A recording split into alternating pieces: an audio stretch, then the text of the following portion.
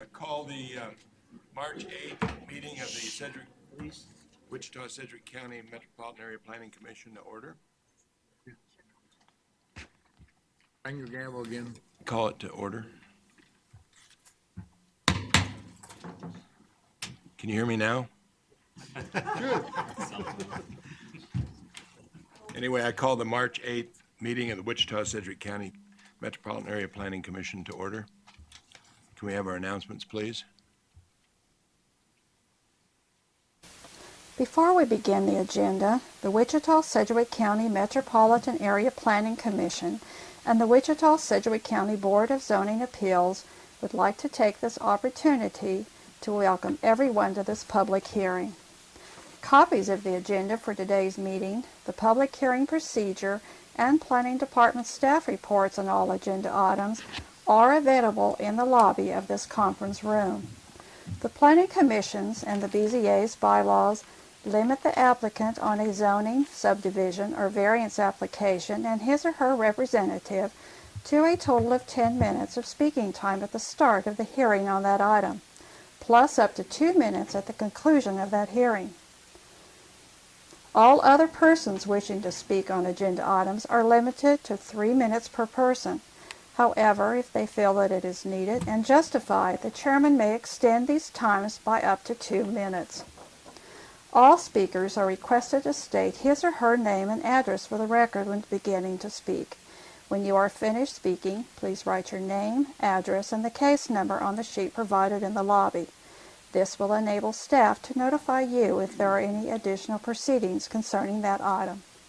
Please note that all written and visual materials you present to the Commission and the Board will be retained by the Secretary as part of the official record. If you are not speaking but you wish to be notified about future proceedings on a particular case, please sign in on that same sheet. The Planning Commission and the Board are interested in hearing the views of all persons who wish to express themselves on the agenda items. However, we ask that all speakers please be as concise as possible and avoid long repetitions of facts or opinions which have already been stated. For your information, the Wichita City Council has adopted a policy for all city zoning items.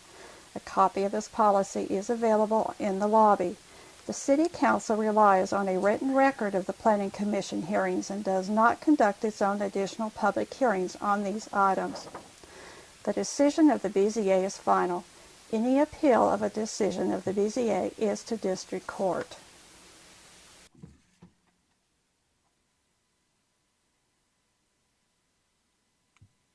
Okay. We have no minutes to approve.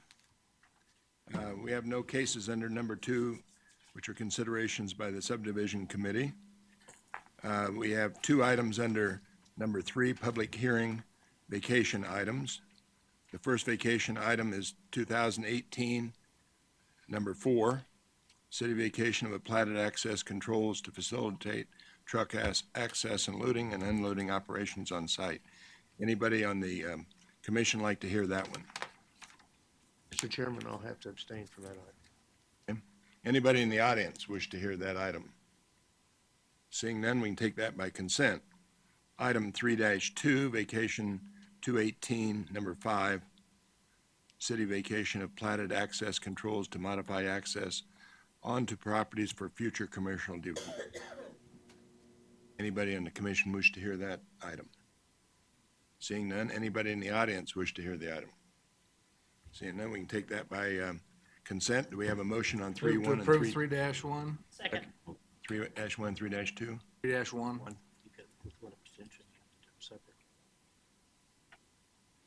And who second? Indeed. Okay. And we have an abstention by Bill Johnson.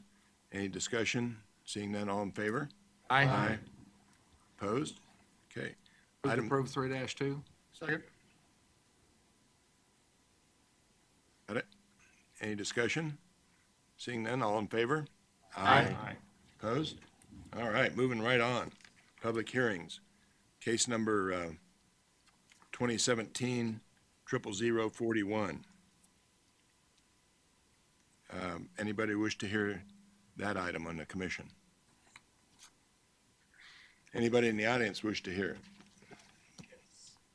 Okay, we'll hear that item. Case number 5,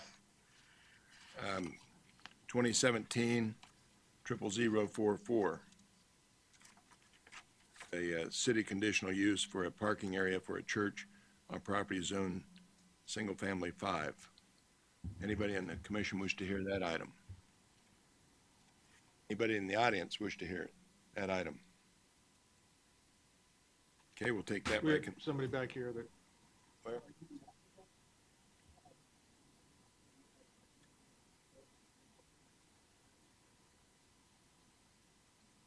You're requesting it, sir? So, well, if you don't want to hear it, we'll pass it by consent. Okay. We'll take that by consent. He said he wanted to give a speech, is what he said. Oh, he did? Yeah. Oh, Not want to give a speech. no, he said he did not. He did not. Yeah, that's right. Hey, I got the hearing aids. Okay, we'll take that by consent. Item number 6, 2018 quadruple 04. Anybody on the commission wish to hear that item? Seeing none, anybody in the audience? Okay, we'll take that by consent. Item number 7, which is 2018 quadruple 05. Anybody? Yes, we'll hear that item. Item number 8, 2018 number 9. We will hear that. we're gonna hear that one. Yeah.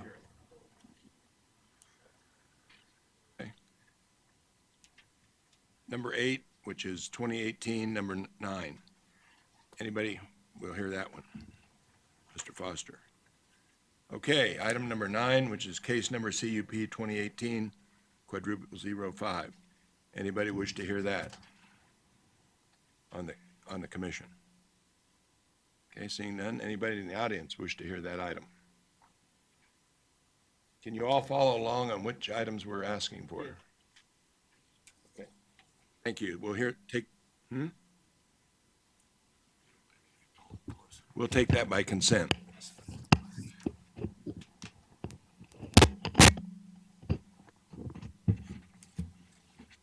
Okay, number 9, we're taking by consent. Okay, number 10, which is zoning case 2018-quadruple 03. It's a city rezoning from SF5 single-family residential to LC commercial. Anybody wish to hear that item? We will hear that item.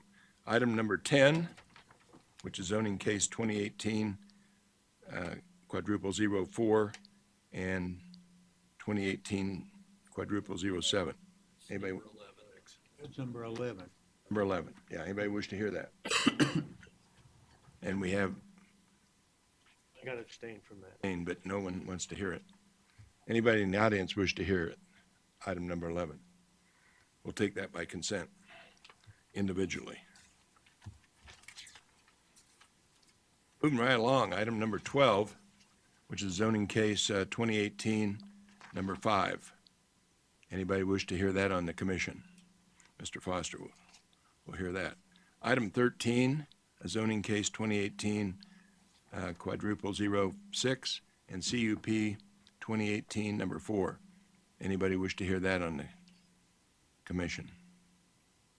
Anybody in the audience wish to hear number 13? Seeing none, we'll take that by consent. Item number 14, which is zoning case 2018 quadruple 07. That's a city zone change from B multifamily residential to GC general commercial. Anybody on the commission wish to hear that item? Seeing none, anyone in the audience wish to hear number 14? We'll take, did you want to hear that? No, I want 12. Okay, and we'll take number 14 by consent. And number 15 we will hear. Okay, so can we have a motion on 5, 6, 9, we'll skip 11, 13, and 14? So moved. Second? Moved by Ms. Miles, seconded, okay. Any discussion? Seeing none, all in favor? Aye. Opposed? Okay, item number 11. Move to approve. Second. Motion and second. Mr. Richardson. Any discussion? Seeing none, all in favor? Aye. Opposed? All right. So we'll move on to case number 4, right? Who's presenting? Kathy? Kathy Miles. Was this Good a afternoon. I'm this sorry. a question, or did somebody want to hear this? There is something that the applicant wishes to add for consideration under the conditions that staff recommended. But we'll hear it.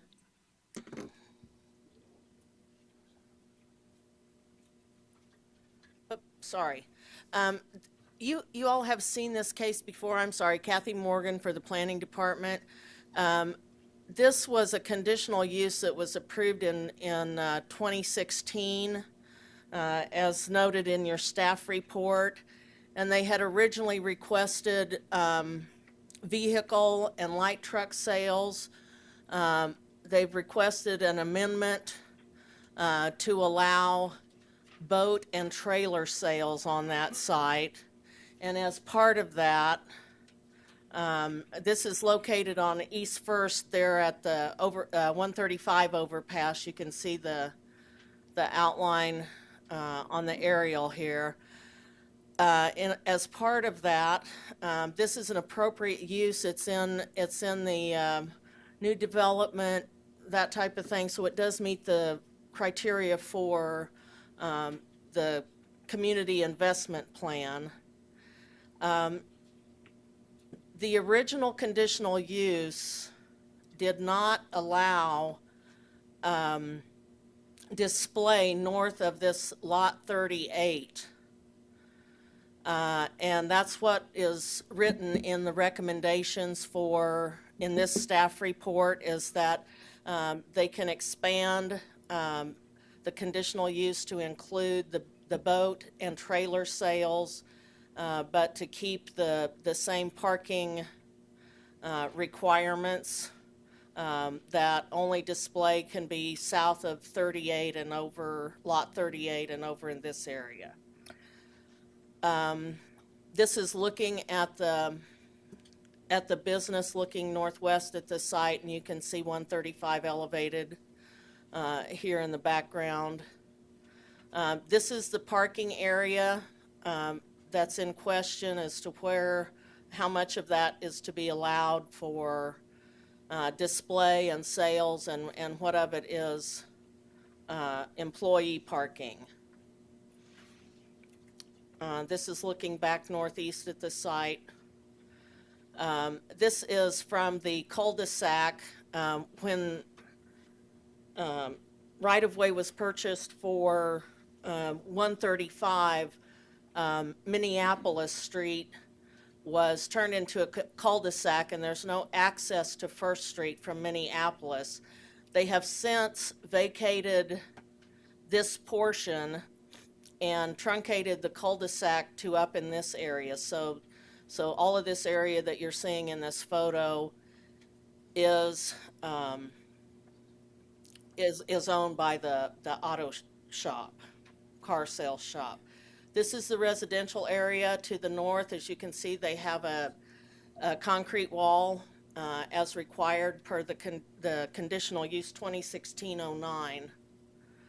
This is looking south at the exit ramp onto First Street from 135. And so staff would recommend that the Planning Commission approve the additional changes to the request on general provision I'm sorry, I grabbed the wrong thing. To approve the changes for the addition of boat and trailer sales as identified in your staff report, and I'll answer any questions. Do you have any questions for staff? Mr. Richardson. So, right now, the staff's recommending that display be kept south of Lot 38. Yes. Can you show us on the pictures where that might be, Kathy? Okay. You had some This is the area you're looking at. This wall is at the north end of the property. Let me go back to the, okay, so this was the wall where you were looking, and the building is at the north end of Lot 38, if you can kind of see. So Lot 38 would come off the building across this way. And so, let's You see. had some pictures of the parking lot there someplace. Yeah. Okay. So Lot 38 would be off the corner of the building right here, and everything north of that would be employee parking. South of this line is where they can have their display of auto sales. Thank you. You're recommending what the applicant would like? I'm recommending that the conditional use only allow for the change of the addition of boat and trailer sales. They are amending conditional use 2016-09, which did not have boat and trailer sales. And it specified that there would be no display parking north of Lot 38 in that original condition. Okay, any other questions for staff? Seeing none, agent or applicant, you have 10 minutes. Please state your name and address.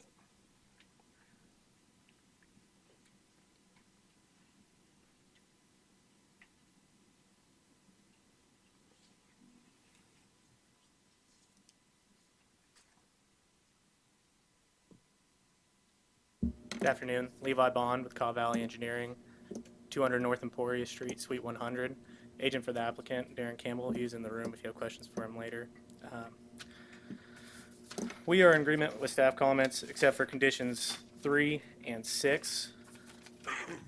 Condition 3 was no outdoor display of cars for sales or cars waiting for repair is allowed north of Lot 38, Block 1, Minneapolis Edition. This was the original requirement in the first conditional use case. When I talked to Kathy, the reason it hadn't been changed yet is just because the application didn't specifically ask for that area to be included in the expanded sales area.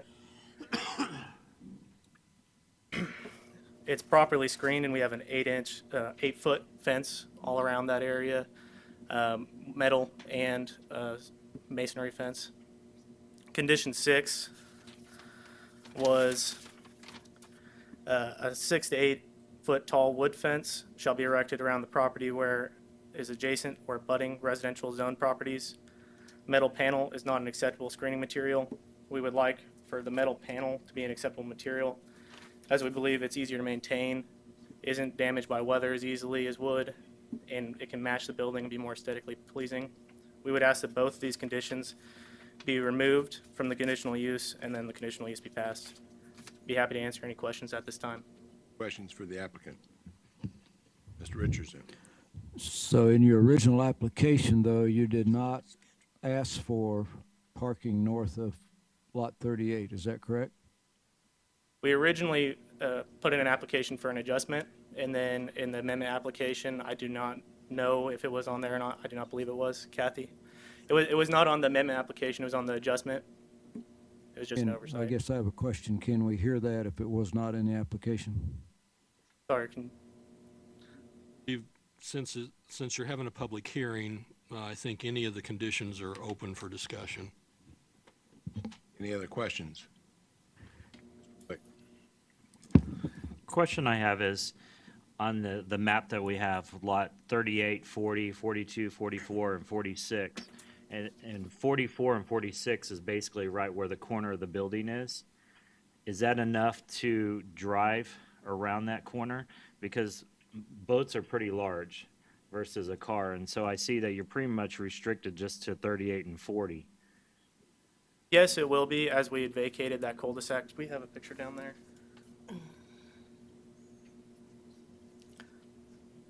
So that last one you were just at. Is So that, that's a picture looking north while you're on First Street. As you can see, there's plenty of room to maneuver a boat through there or cars. So if you can go back two slides, and I'll show you what I'm looking at. Right there. So the corner of the building is right there. And so is that enough parking for 44 and 42 to put a boat there? Or is it pretty much locking you in at 38, 40, and 42 to only be able to put a boat or for sale boat? So you're just asking about displaying in that Yeah, area? Yeah.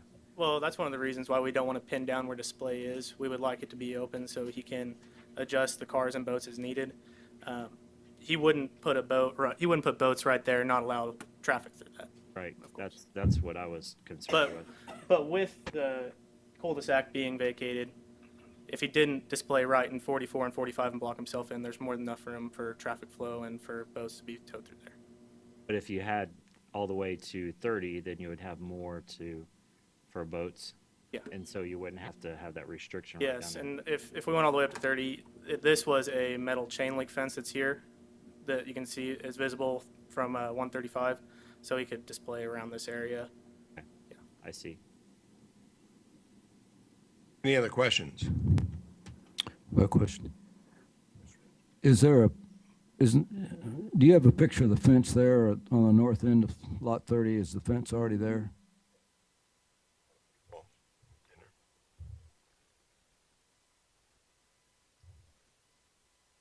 That's the wall that's already there. That's existing. That picture's the north end of 30, right? Am I correct? Correct. Okay, thank you. Any other questions? So you'll be basically behind that metal fence with your boats. You wouldn't be out in front. Correct. We would not be in that cul-de-sac. So you still will be behind that masonry wall. Correct. There'd be proper screening for the entire property. Any other questions for the agent or applicant? Seeing none, anyone in the audience like to speak on this matter? Thank you. Thank you. Seeing no speakers, we will bring it back to the commission. Mr. Warren. Move to approve, eliminating conditions number 3 and 6. Second. Moved by Mr. Warren, second by Mr. Green. Now I can see his name. Thank you, Admiral. Any discussion? Seeing none, all in favor? Aye. Opposed? Okay. Thank you. Moving on to case number 7. David?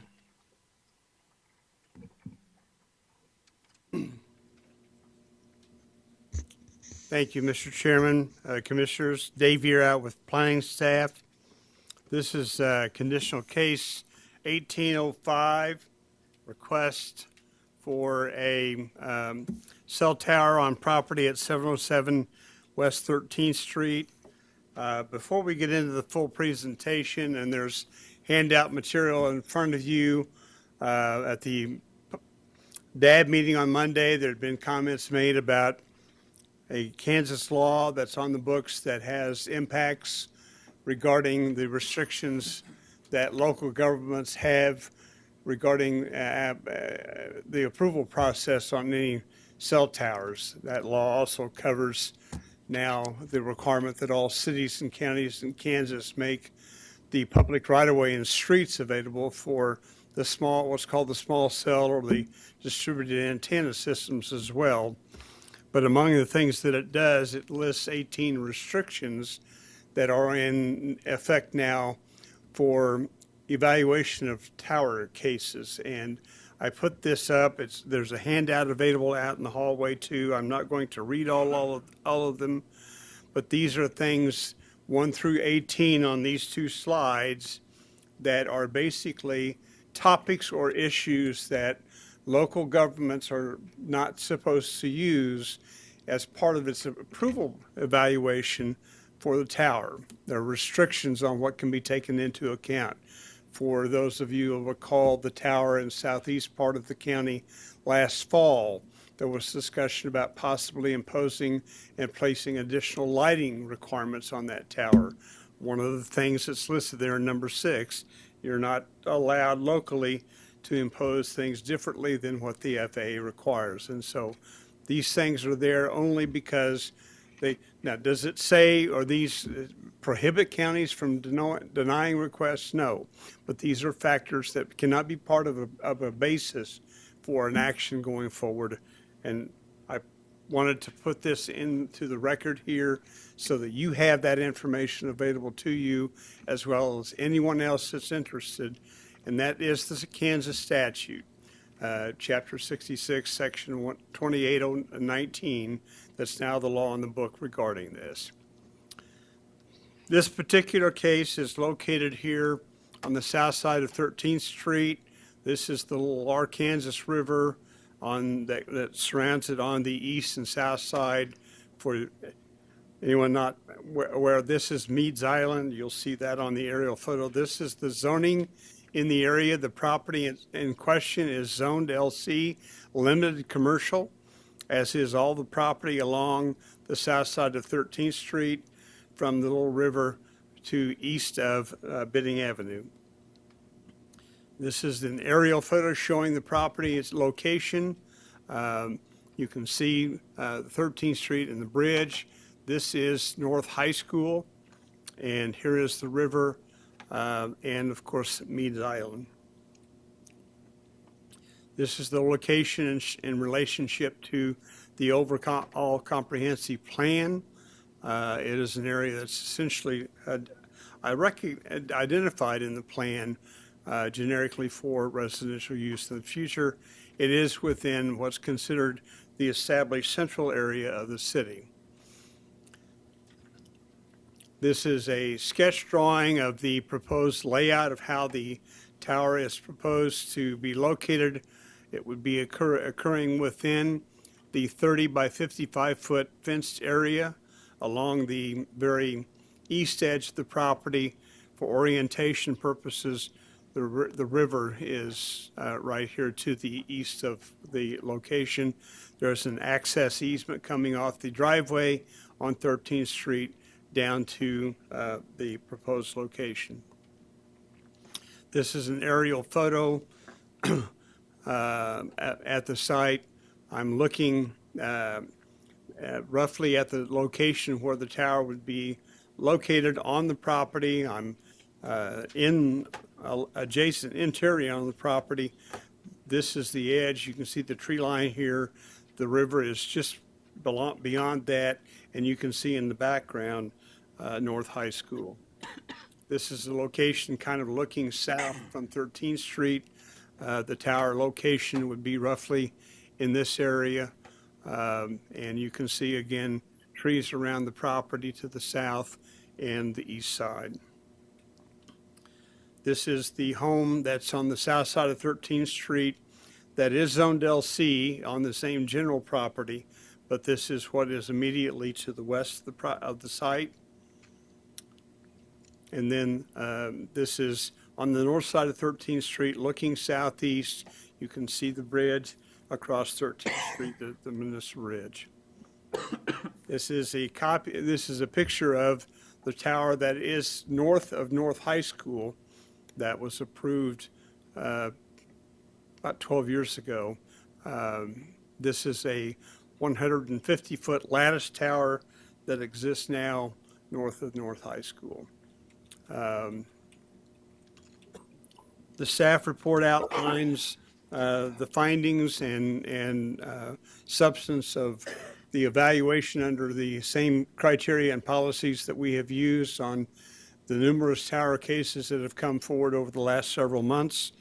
The conclusion is that this one is no different than any of the others that we're dealing with, and the recommendation within the staff report is for approval. The same conditions are attached. I do note within the staff report that this is in an area where a number of historically significant properties are on the register or are eligible. Within the evaluation materials that have come to the city, the city has already placed on record through Kathy Morgan, our historic preservation planner, a written letter to the, under, what is it, the 106? Section 106 evaluation back to the agency handling that on behalf of the applicant, that would have a significant impact on historic properties. So there is a written objection on record through that agency. It will be subject to further reviews by other federal and state agencies under that criteria that are above and beyond what we're doing with the zoning case, which is what the only issue is today. One of the conditions of recommendation of approval is that the permit, if granted, would be subject to the applicant obtaining and maintaining any other applicable federal and state permits. So if there was a subsequent denial by another state or federal agency, this case, a local approval would become null and void. So with that, I will be happy to answer any questions you may have. Questions? Yes, John? Could you point out on that aerial where the historic home is and where the other eligible houses are? For the historic, I'm Yeah, sorry. you mentioned that there was one historical home already registered. No, not, Did no, they're not. you say that, or? No, I did not say that, no. There are other historic designations in the area. I'll let Kathy go. Okay.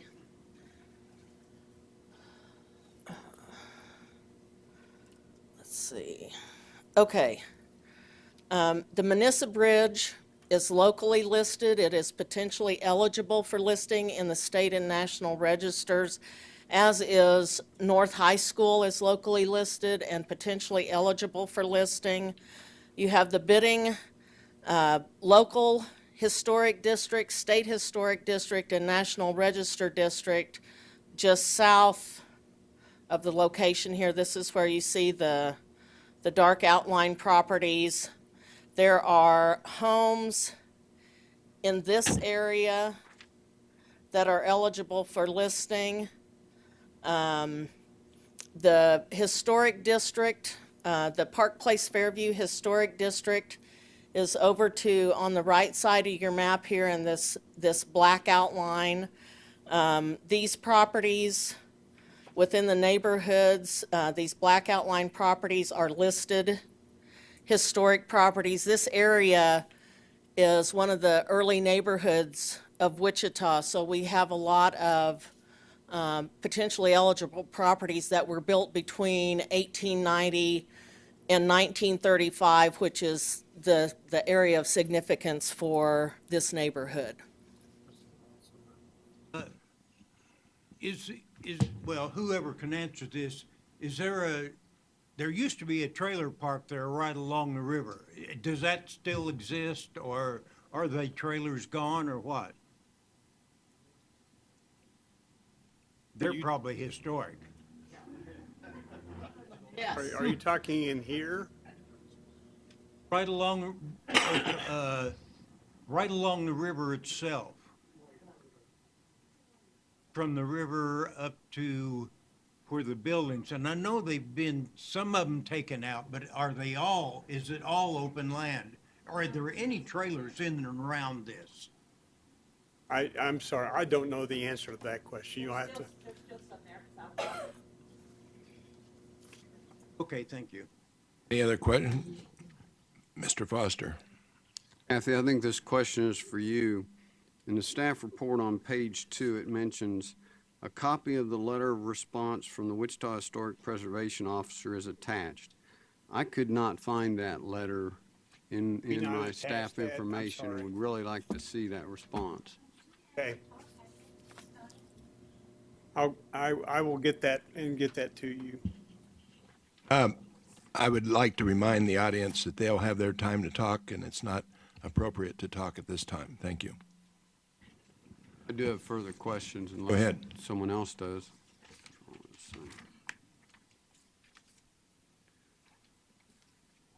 Dave, I appreciate you getting us this list from KSA 66-2019. So what I want to confirm after reading the wireless communication master plan, on page 5, it states, the Wichita Unified School District microwave data and phone system is also included in the public service category, and there likely will be substantial opportunities for wireless communication facility co-location on school towers that should limit the need for constructing as many more new wireless communication facilities. Based upon the statute, is that statement negated from the wireless plan? Yes. Yes, if you look at the list of items, that's now one of the things that we're restricted from is basically talking about co-location issues and all of those factors. Okay, let me check another one with you here. Dave, could you stand by the microphone? This is on page 32, item D, National Environmental Protection Act regulations. Potential environmental impacts are as follows, which would be included in an environmental assessment. Facilities that may affect districts, sites, buildings, structures, or objects significant in American history, architecture, archaeology, engineering, or culture that are listed or are eligible for listing in the National Register of Historic Places. Is that statement negated as well? That's accurate. That is the letter that Kathy wrote to the FCC, who was the responsible party for conducting that review. Okay, so that still stands as a consideration for this application. Okay. I just got one more here. In your limit. I've been gone for a while. I've been saving up. Go right ahead, sir. This comes from the application information for a tower. It says a notarized statement from a wireless communication provider that they conducted an analysis of available co-location opportunities on existing wireless support structures and intend to locate on the wireless communication facility if it is approved. Is that statement negated from the application requirements? That's the modified statement that does comply with the statute. Previously, we required documentation in the form of radio frequency propagation maps and an analysis of potential co-location. That was removed from that statement. We still can require that there be a communication need identified by the provider. We just can't get the details of what that need is. But we can require them to say that they need the tower for them to locate. Okay, thank you. Anything else, Dave? Dave, I have a question for you. Can you Yes, go back to the site plan, the overall site plan, and show me on the north, no, the one showing the whole area with the North High School? Keep going. Which one are we talking about, Joe? One that has the whole site for north, the zoning map. Zoning map.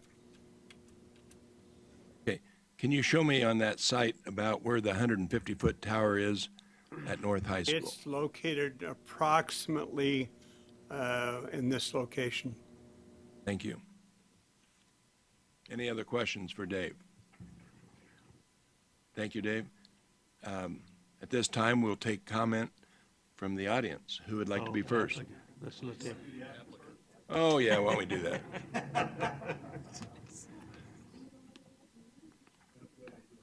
We know what he's gonna say. Dave was doing such a good job, I forgot all about the applicant.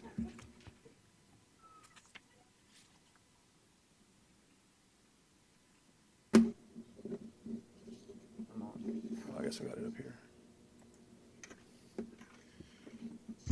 Mr. Chairman, members of the Planning Commission, my name is Greg Ferris. I represent APC Towers and T-Mobile in a tower case that's before you. Thought I'd take a moment to give you a little background. I started doing these about 2000, 2001. When we first started this, some of you were probably around at that time and remember we were doing 150 to 190 foot towers. They were located almost exclusively in industrial and commercial areas because they were what they're called coverage sites. They were just trying to cover the entire city. So they built them all over the place just to cover everything.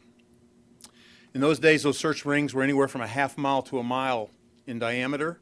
So that meant we could look for sites anywhere in that half mile to mile area.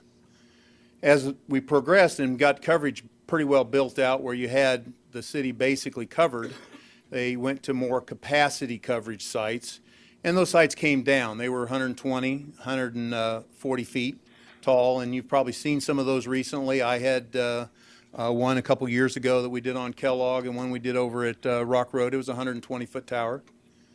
Well, now we're really getting into what they call the cell split phase of communication, and that's where they're really trying to provide situations where there's areas where they can provide enough data, enough usage so that in the future these sites will be able to be used by everybody in the community. These search rings now are down to a quarter mile. I actually have one search ring that's 580 feet in diameter. I told them, forget it. It's just not going to happen. You're not going to find something in that diameter. But in this case, this search ring was around a quarter of a mile. And so my job then is to go into that quarter mile and try to find something that's suitable. The actual ring was over here. And what you can see over there is lots of houses. Well, makes sense because what they're trying to do is provide service to the residential community, so search rings end up in houses. Well, as I looked around, I said, we're not going to put it here, so I started looking slightly outside that ring. That ring ended about right here. So anything beyond that, I needed to get special permission. We did because this was a commercial area, so we looked at that. We did evaluate Manisa Park. Wireless plan does ask us to do that. We didn't do Manisa Park because there really isn't any tree coverage, and I think the objection would be even greater if we were to put this in there, and there was nothing to really hide this from the area immediately to the west of it.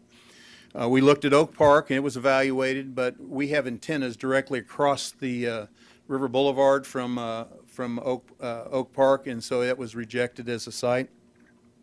Virtually everything else in the area was either residential churches. There is a school in the area, John Marshall. So it's a relatively small piece of ground. And in that particular area, we felt like, or at least I felt like, that would have a bigger impact on the residential than if we actually moved outside that residential area. So we also looked at the commercial area, and that commercial area is all of this property here. And we took that commercial area and moved it as far away as we possibly could from any of the residential that would be impacted. Also picked an area that was most wooded so that the tower itself could be most shielded. Had some professionally done photo simulations. This is a site from 13th Street. This shows the trees, the 100-foot tower. This is the neighborhood that is closest in proximity, even though it probably doesn't have the same view line. It is the closest area. When they did the photo sim, they had to blow it up because when it's green, you won't see it at all, but you can hardly see it even with the trees that are there now. And then the site from North High, which is one of the predominant historical features, so I had them shoot that as well. I think it's important to recognize that the neighborhood that Kathy referred to immediately to the south, the historical area, you'll look and you will see these 65 to 70-foot tall power poles running up and down the street. Now, Westar can put those anywhere they want. They have no height restrictions. They have no landscaping requirements, no buffering. And as you can see, those are basically monopoles right there in the neighborhood. That is a much greater impact than what we're proposing. If I could go back just a second, I think another important aspect as you see here, is the string of power poles that go down 13th Street. And as you look and you see, this is again very much a predominant feature in that area. Again, I didn't believe that there would be as much impact based on what was already there. You asked about what is there in that neighborhood. There's a non-conforming These are the non-conforming structures you were talking about, sir. You can see they're still there. This is what's there today. So again, this is what's immediately adjacent to the river today. We're going to clean up a little bit of that area. We're going to buffer it. We're going to plant some, we're going to build a wood fence that keeps it from having the impact. The FCC has determined that local governments should approve an application for a wireless carrier when the location is needed by the applicant and there are no other alternatives to the applicant. This has nothing to do with state law. This is the FCC's regulations on how they approach this. One thing I can assure you, there's never been a wireless carrier that built a site they didn't need. These things cost $200,000 to $400,000 depending on how many radio equipments they have to install. They do not put these where they don't need them. And they only put them where they need them and try to make it the most efficient that they can. I believe I've conducted an exhaustive search. You might want to talk about North High. Somebody at the DAB meeting said, you know, well, you'll cover North High from there. That was not our intent. If North High gets covered, that's fine. You know, our intent is to cover the residential area to the west. If North High happens to get extra coverage as a result of it, that's fine. But to try to cover a school where kids don't need to use their phone or aren't supposed to use their phones has not ever been in T-Mobile's marketing plan.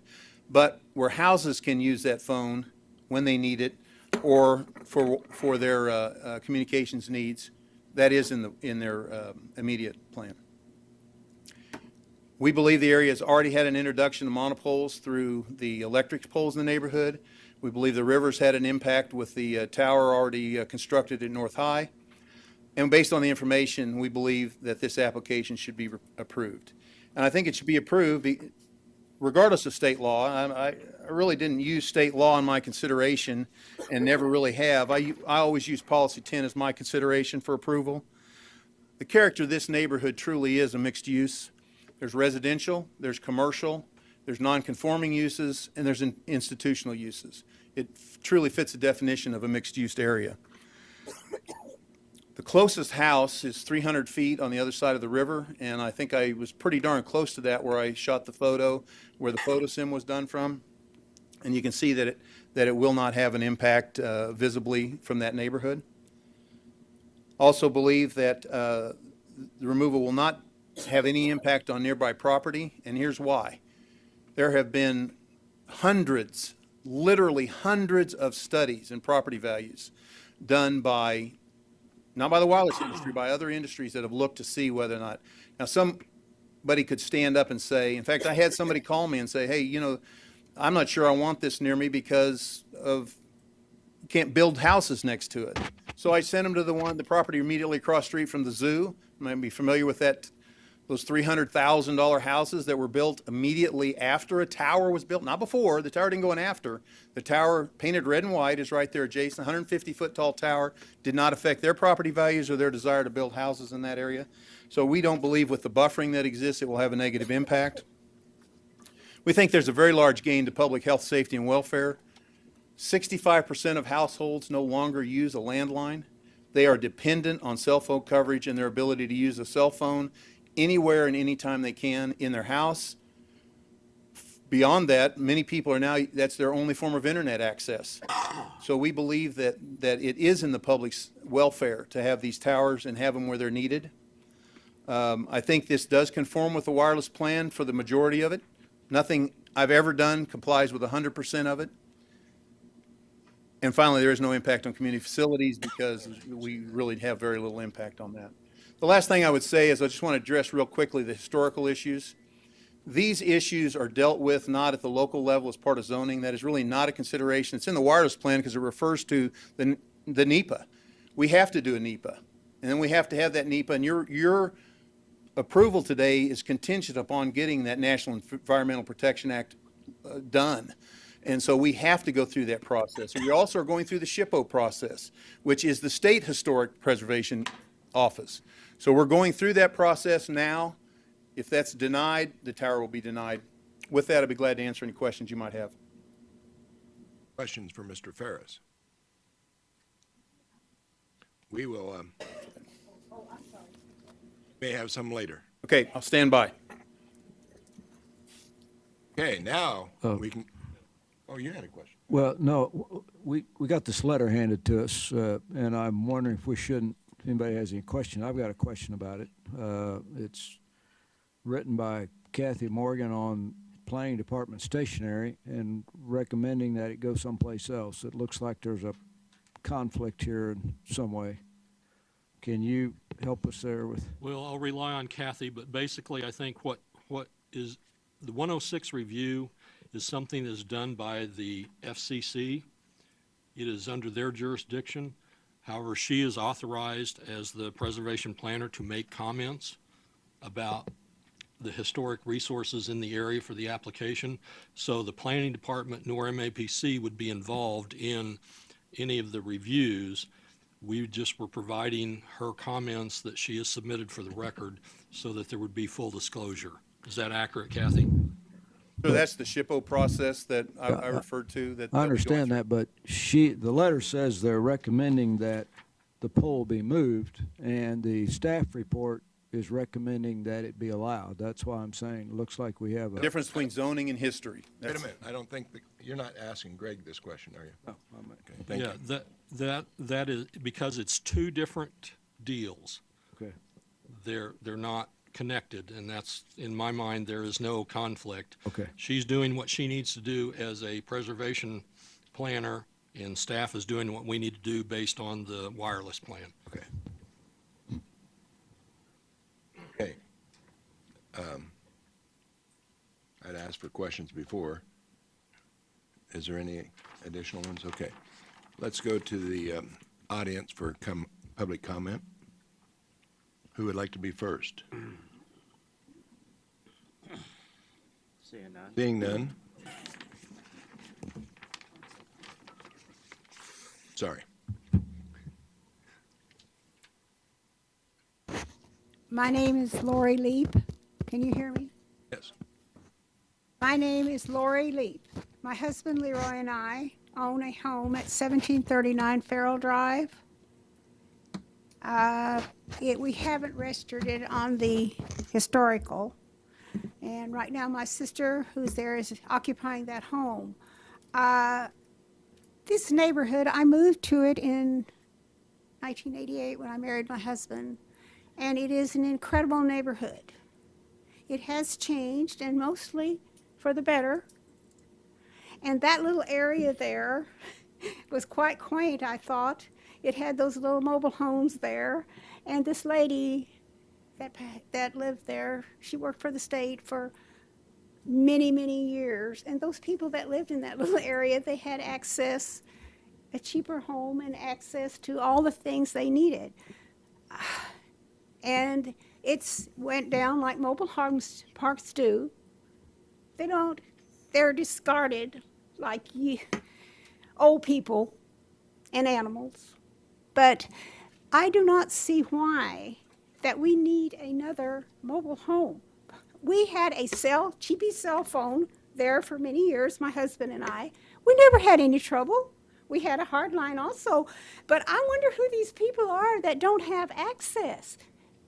If you want to know about access on T-Mobile, I'm a good person to ask. Driving across Wyoming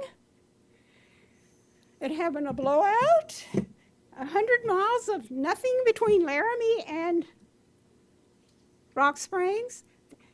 The only thing that saved us was the state patrol. And you can get emergency with a cell phone. There's no bars, but you still can get help. So, and with North High, why is that? I mean, it's just right there, right across from each other. I don't understand why we need more. And I think, Mr. Ferris, that you should provide a list of all these people that was stated in the paper, which actually brought my attention to it. Ma'am, could you direct your comments to the commission who will be hearing this Oh, case? I'm sorry. Thank you. I don't know why we couldn't ask him questions, but that's fine. That must not be in your protocol. But I don't know why that we haven't been presented with a list of these people who are complaining about not getting 911. Yes, that is important, but they can. We don't need any more service there. And my sister has a list of all the a map of how many T-Mobile phones are there. We have towers, 13 towers in this city. Would you like, if she can bring it up and show you, she can also show you how much money they make over the country off of it. And is my 3 minutes up? I will let it, if I will, I'll ask her to come up here and show you her research that we spent all afternoon yesterday doing on this cell phone situation. Oh, thank you. Next speaker.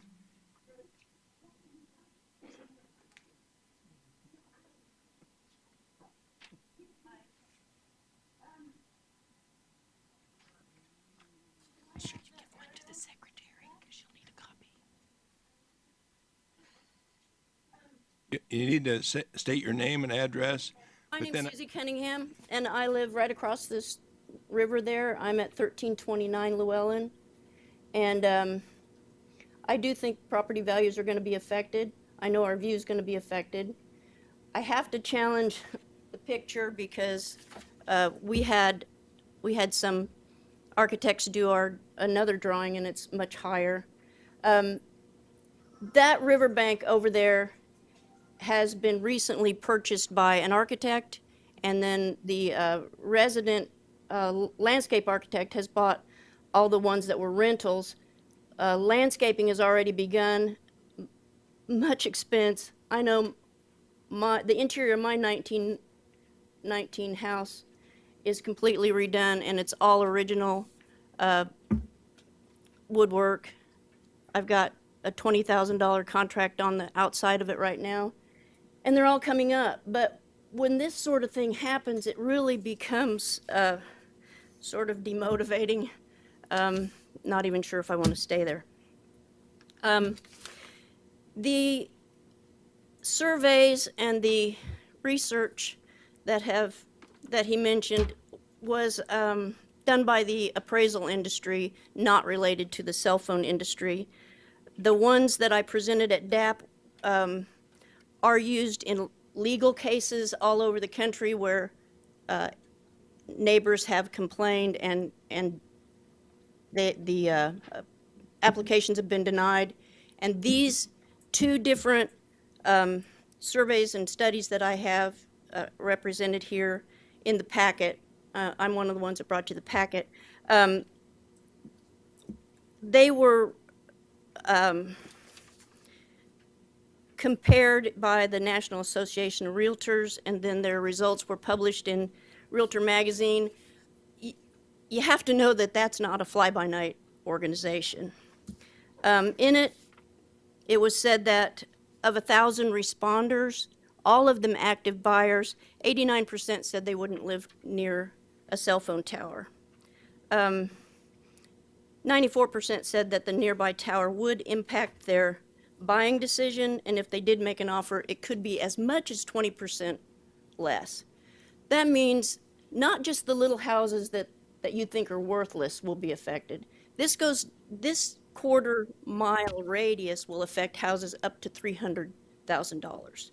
And you count those, you count the income that you're going to make in taxes off that cell tower, it might be offset by what you lose individually from all the different residents. Also, KSA 66-2019, I read it. I don't know how many of you read it. Every indication that I read, it referred to public property and public right-of-way, and I can't see where it's relevant.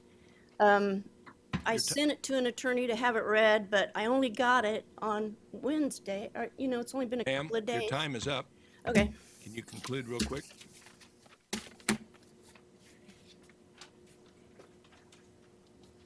Any questions? I have a question for Mr. Blick? Ma'am, can you go back to the podium? Mr. Blick has a question for you. Thank you. Question I have for you is, you were saying you live right across the river. Do you have a landline in your house, or do you use a cell phone? I use Wi-Fi on a cell phone, on a smartphone, because we don't need it. That's the other thing is that was left out. A lot of people So you do use that. a cell phone. So I do you use see with the statement was brought up earlier, it says, with the increase of cell phone usage in neighborhoods versus landlines are starting to go away. Do you see the importance of safety? Do you think it is a safety No, thing, or do you?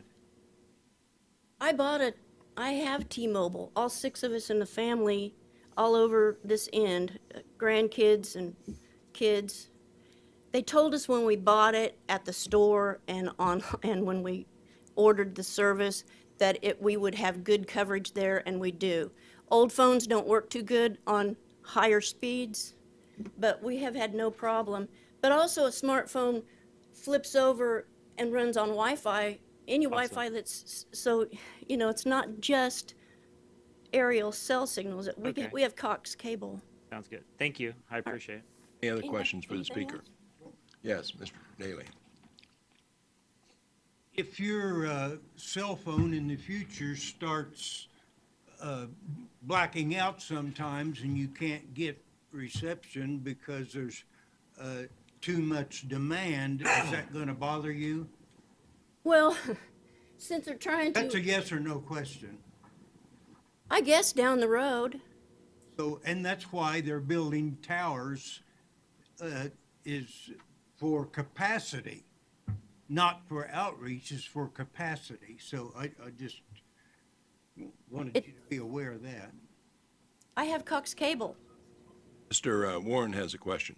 I'm guessing by your testimony here that your objection isn't necessary to this location specifically, but anything that would fall within the quarter-mile radius. Oh, You don't no, want, I'm for cell towers. I just think this particular one on the river corridor, when we've never done that well, before. if we would find a spot closer to the homes, I mean, it's a pretty small area, so if it was closer to the homes, that would be,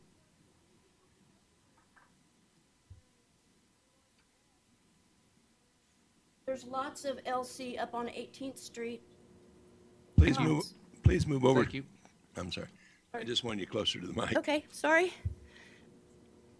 I think you're okay? Okay. Thank you. Any other questions? Seeing none? Thank you, ma'am. Next speaker.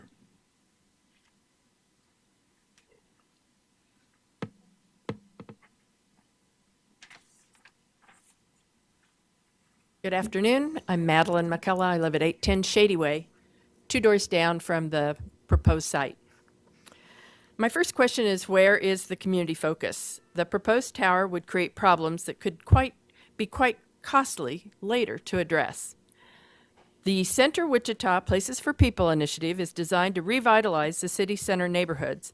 By denying this conditional use permit, MAPC will help property owners in Riverside, North Riverside, Midtown, maintain our property values, which in turn maintains the health of the core of our city, which is the plan we're working on right now.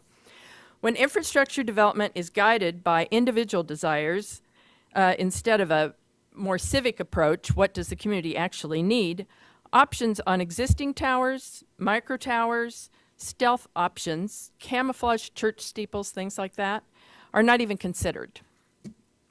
In this case, the property owner has no incentive to find a more suitable alternative. Because of this, the citizens of Riverside look to you, our governing boards, the city of Wichita, to help us protect our property values and the charm of our neighborhood. MAPC has the Wireless Communication Master Plan. It was updated May 2015, which is written to manage cell tower development. In regards to that plan, I would like to read number 1. Whereas competition is encouraged, almost unfettered, for most types of development, the city's and county's policy toward towers should be different in recognition of the objective to limit the number and visibility of towers in the community. That's on page 7. Number 2, burying equipment in an underground vault to keep most of the equipment out of sight may be necessary in environmentally sensitive locations such as historic landmarks, historic districts, and the river corridor. This site is all three of those. Number three, included in the wireless communication plan are criteria for new providers. That's what this is. I'll list the four of them. They should be mounted on top or side of a multi-story building or other structure. They can be on existing poles or street rights-of-way, on existing support structures, including those constructed for personal wireless service, AM/FM radio, and television broadcast, school district microwave antennas, and private dispatch systems. USD 259 is not going to be using their tower after August. I would propose that is something that we should look at seriously. I also think it's a completely different tower, that it is 500 feet from the riverbank rather than 100 feet from the riverbank. And fourth, at certain city and county-owned properties, this is where we should be looking, be identified and marketed as available. They may include multi-story buildings, water towers, park areas, sewer treatment plants. Have we looked at the water department facility behind the Wichita Art Museum? When requests, tiny bit more. When requesting a conditional use permit for a new ground-mounted wireless communication facility, the applicant should demonstrate that, one, there's no available space on existing or approved wireless communication facilities or other structures that can be utilized. I can't believe that there is none. And two, there's no other technically feasible opportunity to modify or rebuild an existing structure on which the communication equipment may be located. This is from your master plan. My question is, why do we have a master plan if we're not following it? Thank you very much. Thank you, Madeline. Any questions for the speaker? Can you take the mouse there and show me where you live? It's on the...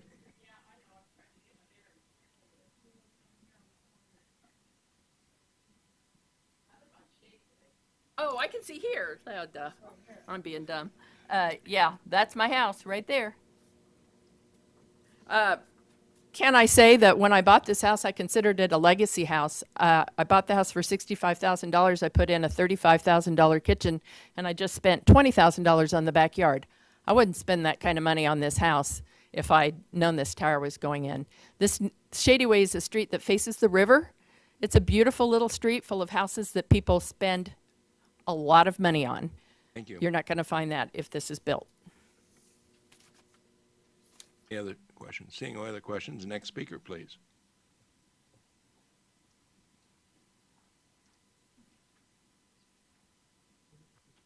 Thank you all for the opportunity today. I'm Beth Harshfield, and I'm also a Riverside resident. In fact, I own 3 properties in Riverside, but I live at 1330 North Amadon, not on the map, but I do care.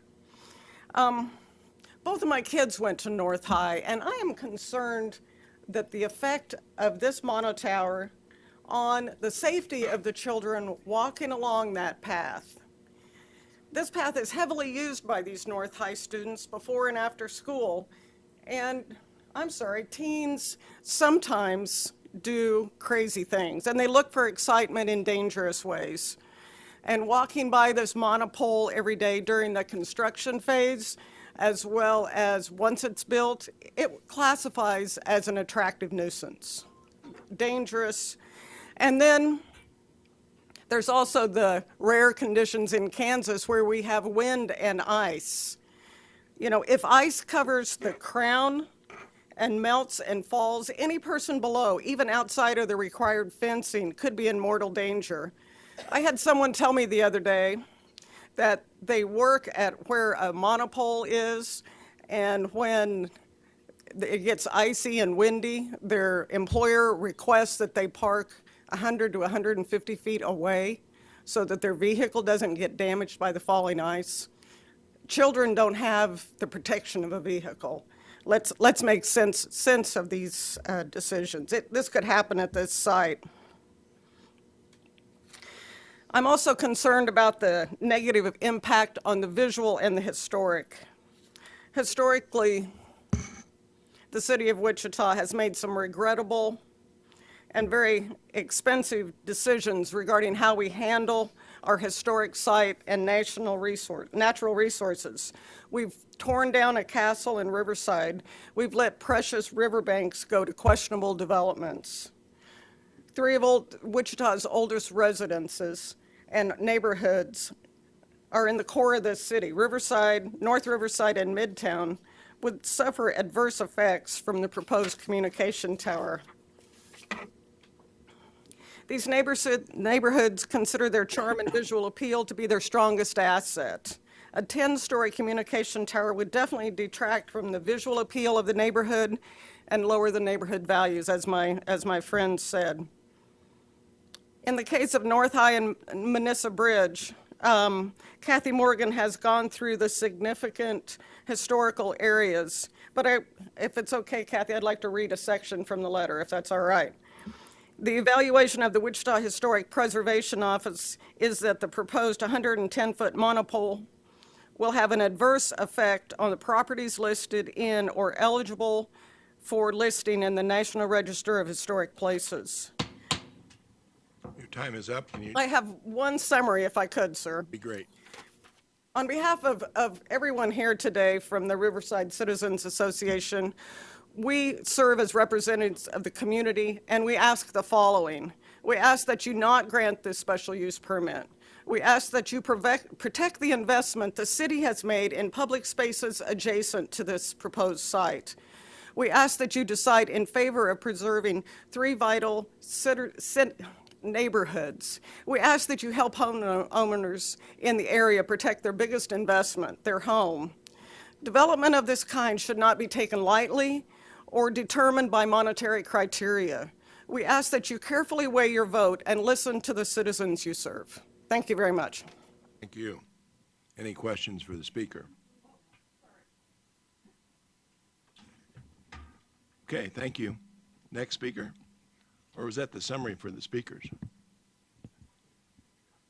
Oh, okay. So it wasn't a total summary, huh? Good afternoon. My name is Teddy McCullough, and I too live in Riverside. I've been there for 29 years. My home is not on this map, but I am affected by the environment because I travel on 13th Street every day, and my sister happens to live on Shady Way, and I enjoy her backyard space and the view that she has of the river. What I would like to address is some statements that are made in the pamphlet that you have from Ferris Consulting. I agree, the site is heavily buffered with trees, and many of the trees are 40 feet tall. However, according to the certified arborist who viewed the site we contracted with, there are 2 to 5 trees that are 75 to 80 feet tall. They are sycamore and cottonwood, and they have had no maintenance done on them because they grow by the river. The rest of the trees in the picture, and I wish I knew how to put the picture up here because I could show you, but there's a tree line underneath the 2 tall trees that you can see. That tree line is what's considered by certified arborists as a scrub trees. They're volunteer trees. They're mostly heavenwood trees. They are not maintained in any way, shape, or form, and since they're volunteers, they are not viable to grow tall enough to even come close to going halfway up the tower to conceal it from view. And they will provide poor coverage if that's what it's considered. Trees grow 6 to 18 inches a year, and mostly once the tree is mature, it grows larger, not taller. So it's a misnomer to think that these trees are going to actually someday grow tall enough to obstruct the view from any direction of this tower.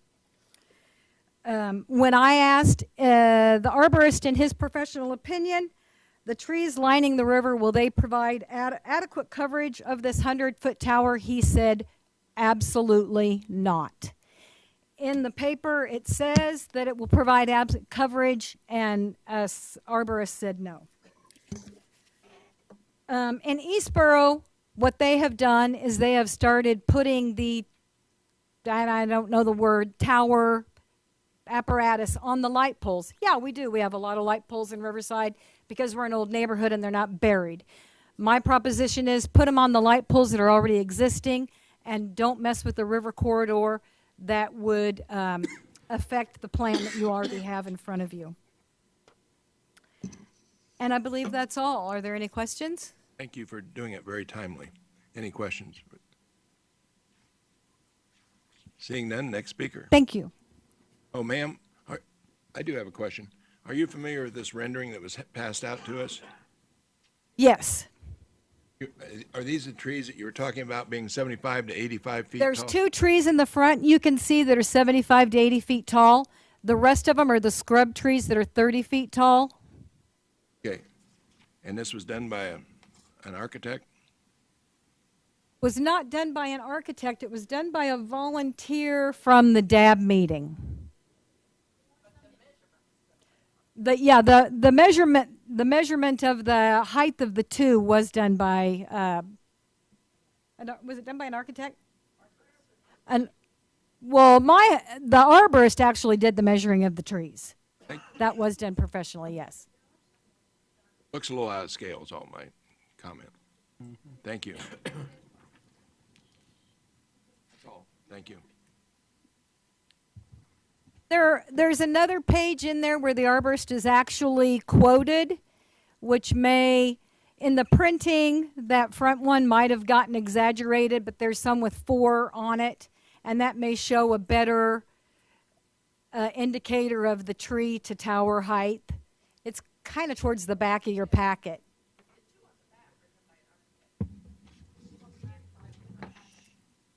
I've been told the 2 on the back side were drawn by an architect.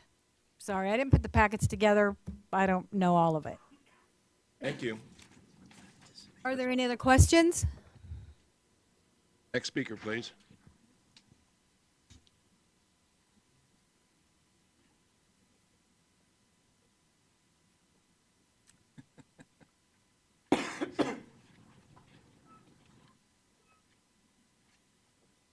Hello, Mark Haynes. I live at 1801 Woodrow, not on the map.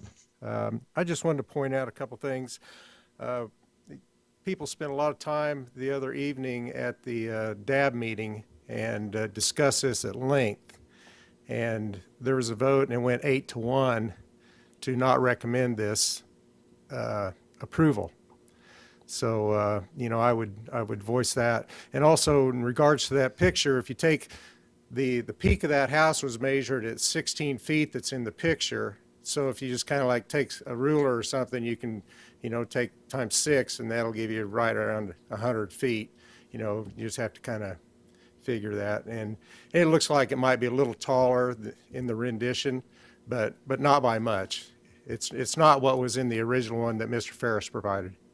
So it's different. So I think that's all I got. I'm opposed to it, you know, for aesthetic reasons. And also, you know, the Mead Island there has historical and maybe prehistorical significance to our community too. So thank you. Any questions? Questions? Seeing none, thank you. Thank you. Next speaker, please.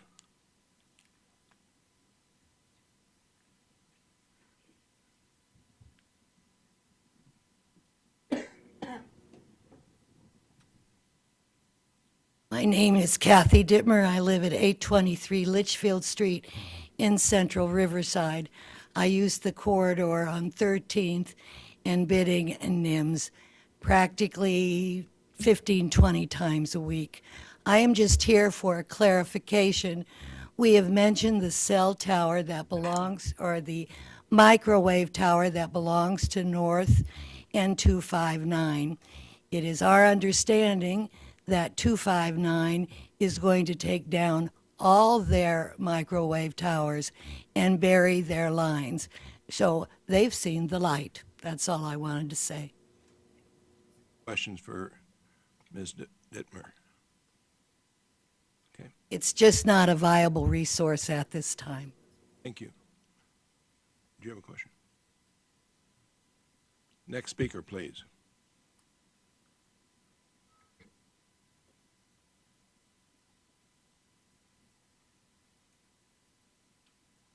Okay, my name is Alan Trineri.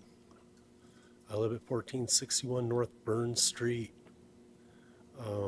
I'm opposed to this because it's right there by Meade Island, and this is something that is very, very important to the Native Americans. My grandparents lived in owned, and my aunt lives in one of the original Stopper homes.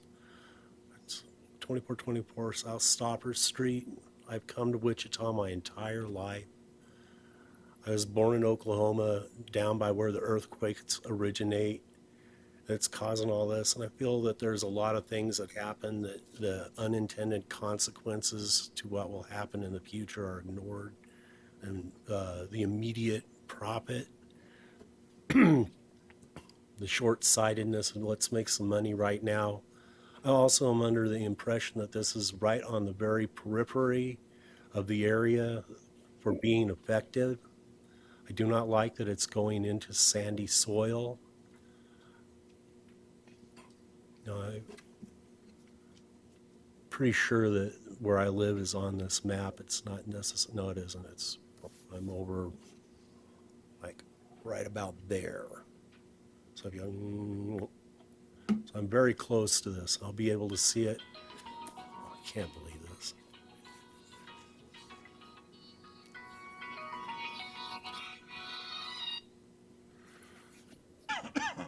Nobody calls until I'm up in front of a microphone. Happens all the time. I really do feel that there has to be another location that you can put this. This is being done in a short-term, quick profit, bums rush way. We're just going to shove it through in order to make somebody make some money off of it. I feel you could put this stuff on top of some of these tall power poles that are already in place. The tower at North High that is already in existence, so we knock it down, we put something else in the ground. I don't approve that it's going into sandy soil, and I really do feel that it's going to be disruptive to the wildlife, and the wildlife are very important to me. That's one of my main drivers in this whole debate, is how is it going to affect the wildlife. Then on another note, my mother had got the human metapneumovirus and spent 11 days in the hospital here recently. And they gave her this vest that was hooked up to a modem that had a cell phone that was attached to it. And whenever they put in the meter Wi-Fi systems, or on the gas meter or on the electric meter, or we add in more computer Wi-Fi modems and stuff, it takes me a month to be able to fall asleep again. I feel these wavelengths going through the air, and I really would appreciate it if you could find another place to put it. And right there by Meade Island, it disrespects the Native Americans. I'm sorry. Thank you. Appreciate your time. I appreciate your service to the community, and I'm begging you to please reconsider putting it right there. Any questions for the speaker? Seeing none, next speaker. Thank you so much. I appreciate your time. Thank you. Next speaker, please.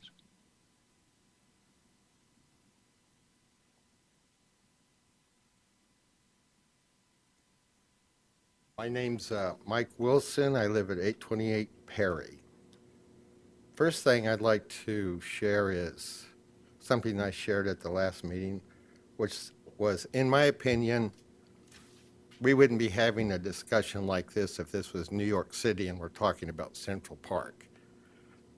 I hope that you people do right by the next generation, as our parents and stuff did for us when it came to preserving that area in the middle of our city and holding it with some sort of sanctity, instead of letting every opportunist or someone who's found themselves in a difficult real estate deal, compromise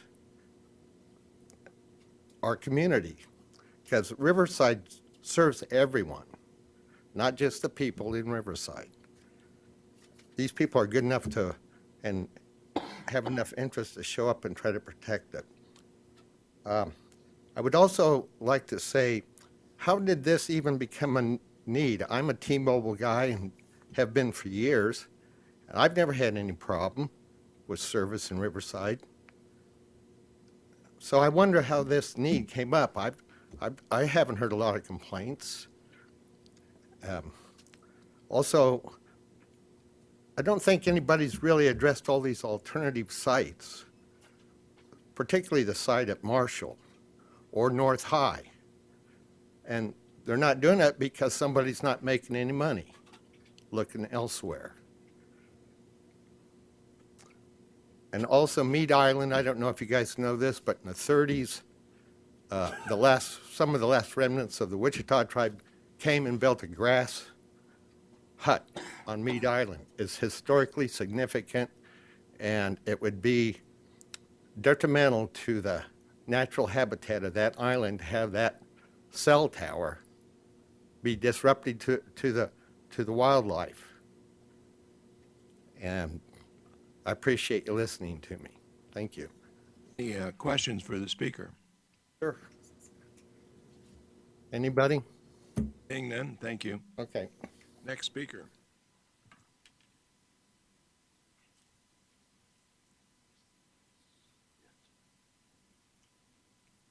Any other speakers? Seeing none? Seeing none, we'll ask the applicant to come forward and has up to 2 minutes for rebuttal. Thanks. You never know. Mr. Chairman, thank you for the opportunity. A couple things I'll raise real quickly. North High was evaluated. I actually work for the school district in trying to market their towers, so this would have been the first site that I looked at as someone who's looking in the area. We're already a little too far east. This tower, North High's towers, is another quarter mile, and as I mentioned earlier, we had a quarter-mile ring, so we're now almost over a half mile from where we originally were looking, so it really didn't meet the needs of what we were trying to accomplish. Even though that's not part of what the state law considers, I do it anyway. I always do that. I look for every other alternative that we can do because we talk about financial gain. I get paid whether it passes or not, but I always want to have it pass. So I always look for something that's easy because I don't have to go to as many meetings. So the economic advantage for me is to find the easy sites. As far as safety, the safety record for monopoles is second to none. Yes, you have a lot of issues when you talk about guy wires, those kind of things. When you see that this isn't even close to the walking path, it's considerable distance back. If there's an ice storm, the trees that are there are going to create a much bigger hazard. I would remind you that the photo sim I did was professionally done, taking consideration, and I estimated the trees at 40. With the arborist saying they're 70, that photo sim that I did really does make sense. We do not build these to be completely concealed by trees because then they don't work. When you look at the master plan, what we're trying to do is conceal as much as we can from the visual. So if you're looking up, yes, you may see it, but if you're looking this way, you'll see trees, and so that's the goal. When she says property values in nearby areas, nearby is a certain term that I don't have any idea what you're talking about. There are not houses nearby because of the visual limitations of the trees and those kind of things. Time is up. But Last thing I might just say is this is LC zoning, which allows 80 feet by right, not on a tower, but by any other structure. So we're not much above what's allowed today in that zoning district. I'd be glad to answer any questions. If I might just make one more comment. As far as the Native American situation, this does go to every tribe that's ever been in Wichita. So part of the NEPA and SHPO process is we have to get permission from every tribe. They have a right to oppose anything that we do. Be glad to answer any questions you might have. Mr. Green, do you have a question?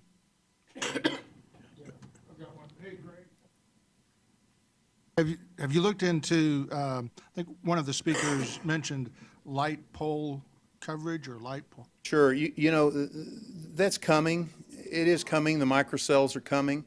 They're not here much, and they don't have the ability to really do in-home coverage. Those are more to offload some of the capacity for people out walking, driving, those kind of things. And you're going to see a lot more of those. I'd say we're 3 to 5 years from really being in that. And really to kind of piggyback on that one of the things is that we don't do this just to cover what's there today. You know, the process for one of these is 18 months. So we've modeled and looked and evaluated what the needs are going to be in that area. As I said when I first started, we don't build these where we don't need them. Thank you. Foster, do you have a question? Yes, sir. Greg, your comment about North High, I believe, allows me to... Can you speak up just a little bit? Your comment about North High, I believe, allows me to ask this question. Prior to receiving today this KSA 66-2019, co-location had been a consideration when I look at the staff report. And so I made a contact at the school district just because I was curious.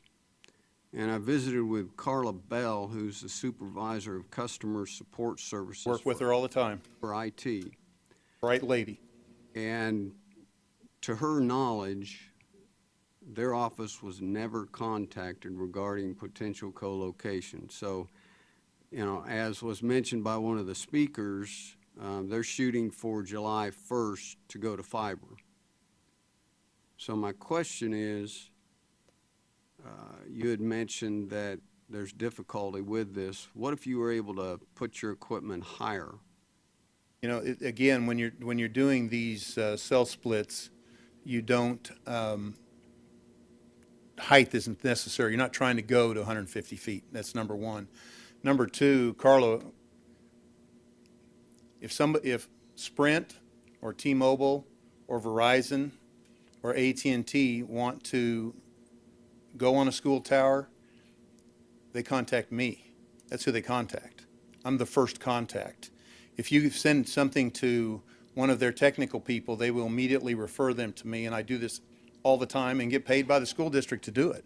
So to answer your question, no, Carla wouldn't know whether anybody had looked at this or not because I would have already looked at it, number one. Number two, the real issue here is, and again, forget state law because T-Mobile has a policy, and they do what they call, and I apologize, but I want to explain this because I think it's important. They scrub a site. They say, go out and find a co-location opportunity for this site. That's the first thing. They don't say go find a raw land site.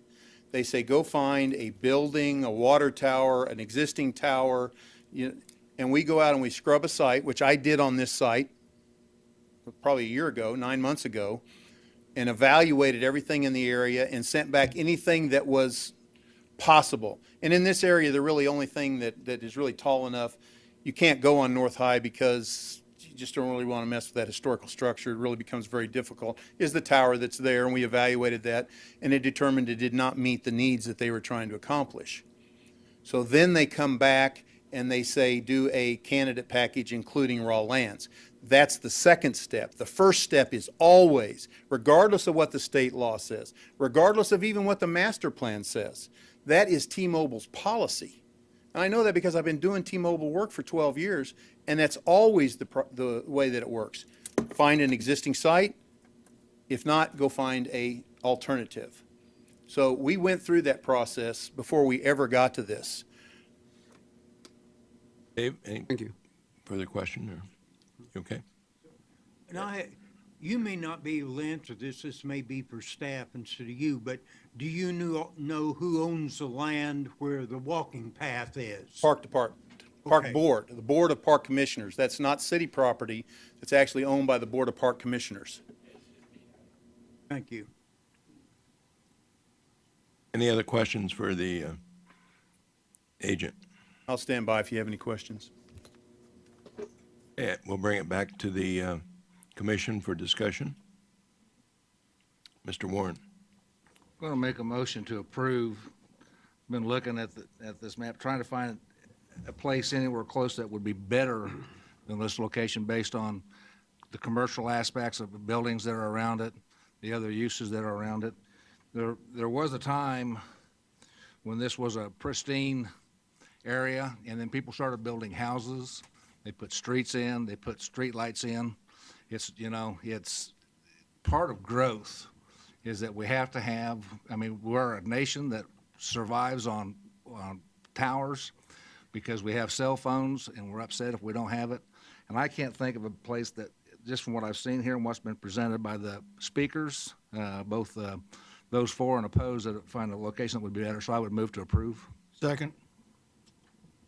Moved by Mr. Warren, seconded by Mr. Green, and we now have open for discussion. And Mr. Foster, I'll recognize you. You know, we received this listing here of 18 items, limits of local government on applications for towers, the state statute. What I don't see on this listing is the concept, does a cell tower fit in the neighborhood? And I think the neighbors that have taken time to come here today have clearly demonstrated this does not. Therefore, I will make a substitute motion to disapprove the application. I hear a second. Seeing none, motion dies. Back to the main motion and discussion. If there's any more discussion, please indicate. Foster? Given that the motion died, I would stress very strongly with staff that they follow this through with the applicant relative to things that have been raised by the neighbors about sticking to the wireless plan relative to making this fit in, whether it's changing the design or something, but I strongly urge staff to follow through on this.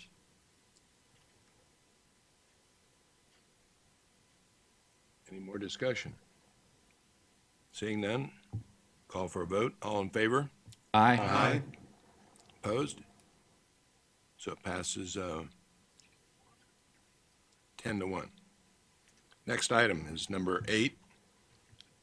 And Dave, you're on again here.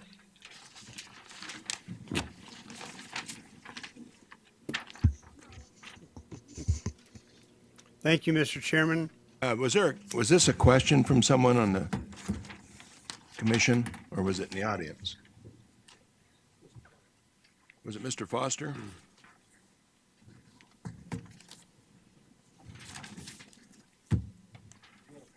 Do you have a question on this, or do you want to hear the whole thing? It's a question. Yeah. Let's start out with the question and see if that answers it. If not, Okay. we'll go back. Dave, I want to make sure I understand from the staff report, would this allow for the intermixing of recreational vehicles with manufactured or mobile homes? Yeah, that's what it's for. The answer is yes, just as the approval of the previous request at Pannier and also Regency that was done last fall. This, if approved, would allow the landowner to take vacant spaces within the park and lease them to existing or to recreational vehicles, even though there may be manufactured homes already there, yes. I would just provide a comment. For a project, I had cause to tour many manufactured home parks or mobile home parks as well. And what was clearly learned from that is when you intermix recreational vehicles with the other type of homes, you have serious issues with outdoor storage. It is very haphazard, and frankly, it's just plain ugly. So my suggestion is that this ought to be added, that rather than mingling it, those need to be grouped to provide an aesthetic setting within the parks. I don't know what you do with a comment like that, but I think it needs to be said about the aesthetics in the manufactured home parks. Hey, look, what's the nature? just add a clarification on that same question. So would a tiny home be considered a recreational vehicle? About 99% of the time, tiny homes are recreational vehicles, yes. So they would actually fall within this also? Yes. Okay. Thank you. Okay, since we're doing this a little out of order, let me ask the audience if there's anybody that wants to speak on this. Okay, so we just treated this as a question. Mr. Foster, you had your question answered. And, Move to approve. Second. oh, wait a minute. We didn't really give the applicant a chance to talk. I assume they're okay with waiving their opportunity to talk. Applicant here? Okay, Are they here? I don't, Guys here on behalf of the RV park? No. okay, we do not have anybody. We'll bring it back to the commission for a motion. Move to approve. Second. Okay. Dave, were you interested in making any tag-ons or? I don't think it would matter, frankly. Okay. We have a motion and a second. Any more discussion? Yeah. It's not germane, I think, whether or not we pass this. I had some conversation with Dave about my main concern on these, and I'm not sure how we solve it, is we're going to see a pattern of this all over town, I think, and my concern is that recreational vehicles will be used as rental units. This park is not in a place that's going to get highway traffic. They're going to look for a place to stay all night, in my opinion. And my concern is, and I don't know whether that's true or not, maybe it isn't, that they would use these as, you know, as housing units, and maybe that's okay. Not anything we can do about it if that's, from what Dave says, there's nothing we can do about it if that's what they choose to do. So that's where we are. We had discussion this morning at Advanced Plans that we need to be updated a little bit more on the whole concept of tiny homes. And that's going to be brought to us, I believe, next meeting. And Mr. Bill Johnson has a question. Just going to put my personal experience on record. I've got a 45-foot motor coach. I've been all the way to Florida. I've been all the way to Texas. I've been all the way to California. And you see a lot of these facilities now that at one time were mobile home parks that they have converted, where you got a pull through, where you can pull through with your motorhome with your car behind it, and they're very, very handy.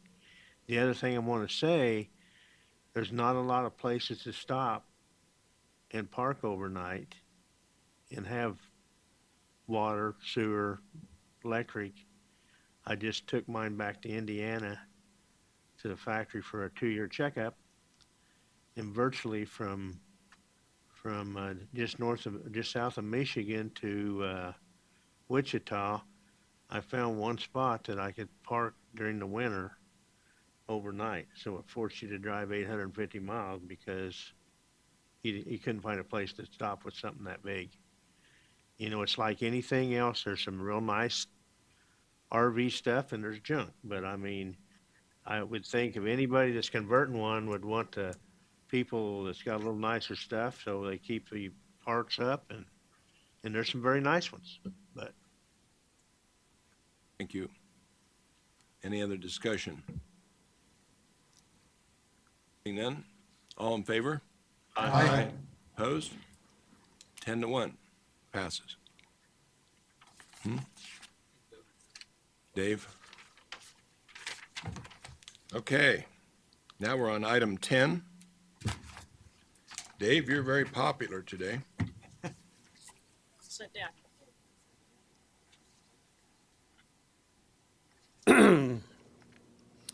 Thank you, Mr. Chairman. This is request to rezone the property at 537 West 30 MacArthur Road.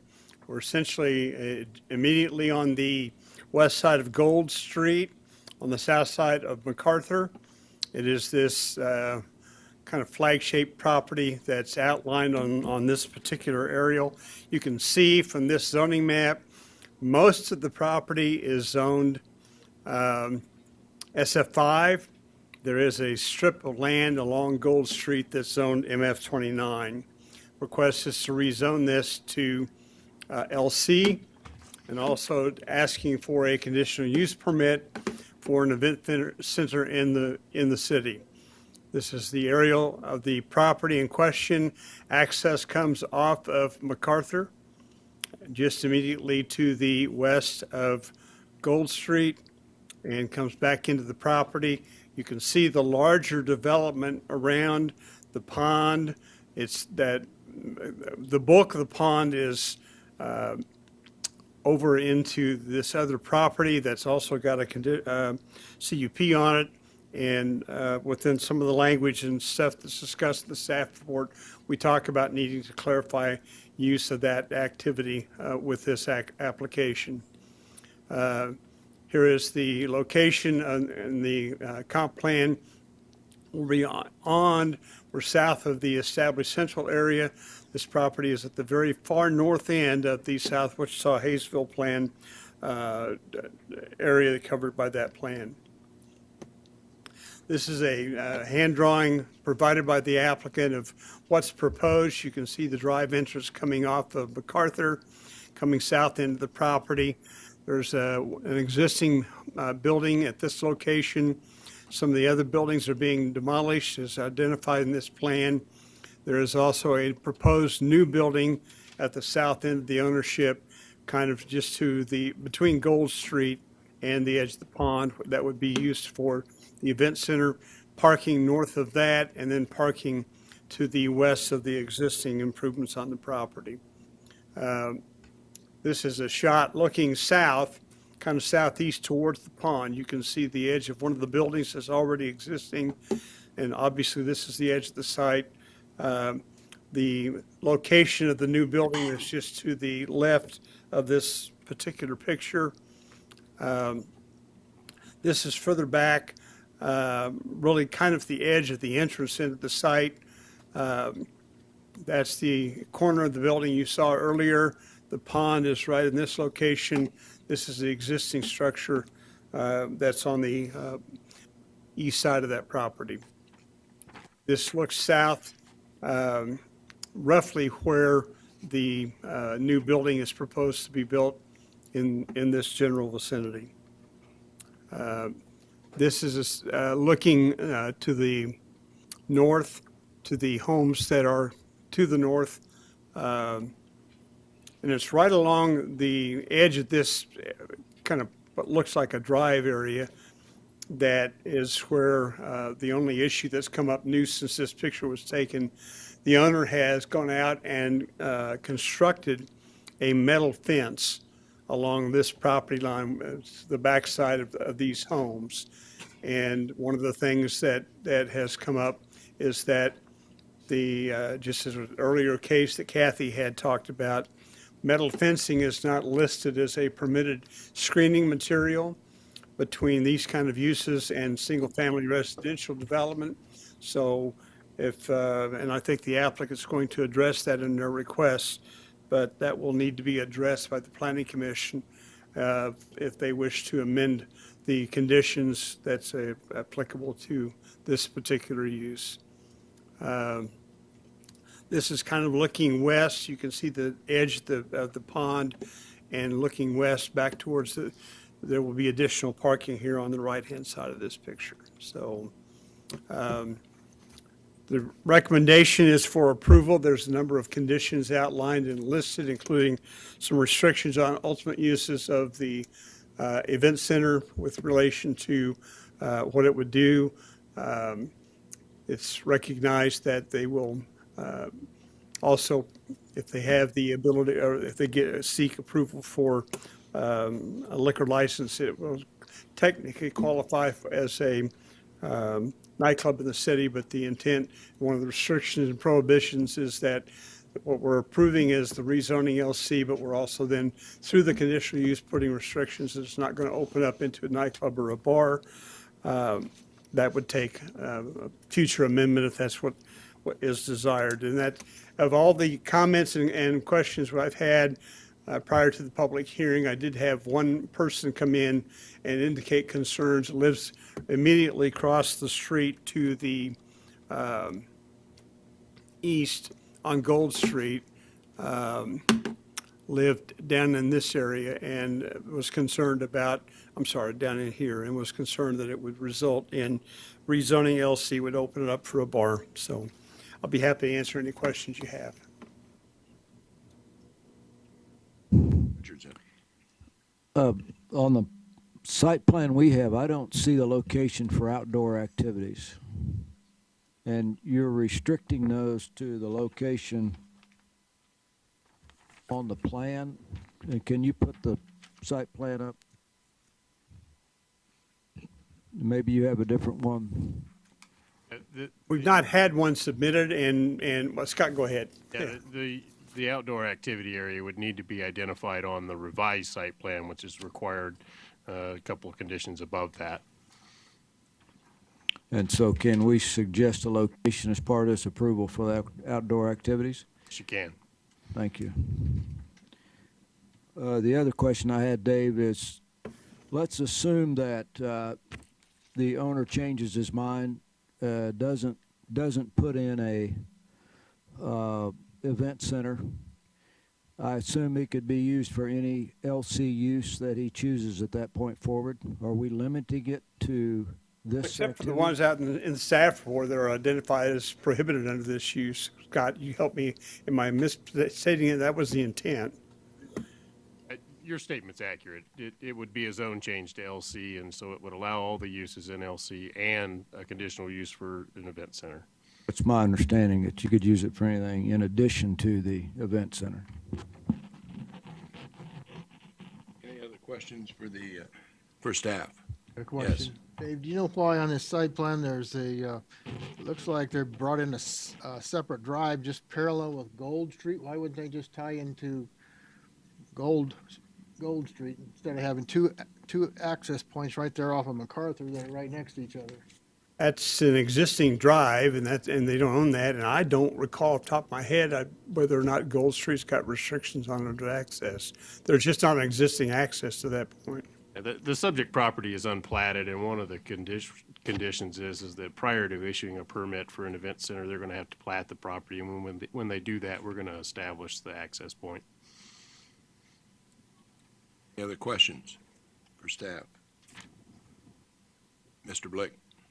Question I have, just north of that, I think we heard a planning case just a month ago or so, that there's some new development that's being changed in that whole area just north. Is that correct? Up in this area? Yes, that whole area. That's correct? Okay. Okay. I'm going to let the agent or applicant talk, but before I do that, could I ask if there's anybody in the audience that wants to speak on this issue? Okay, thank you.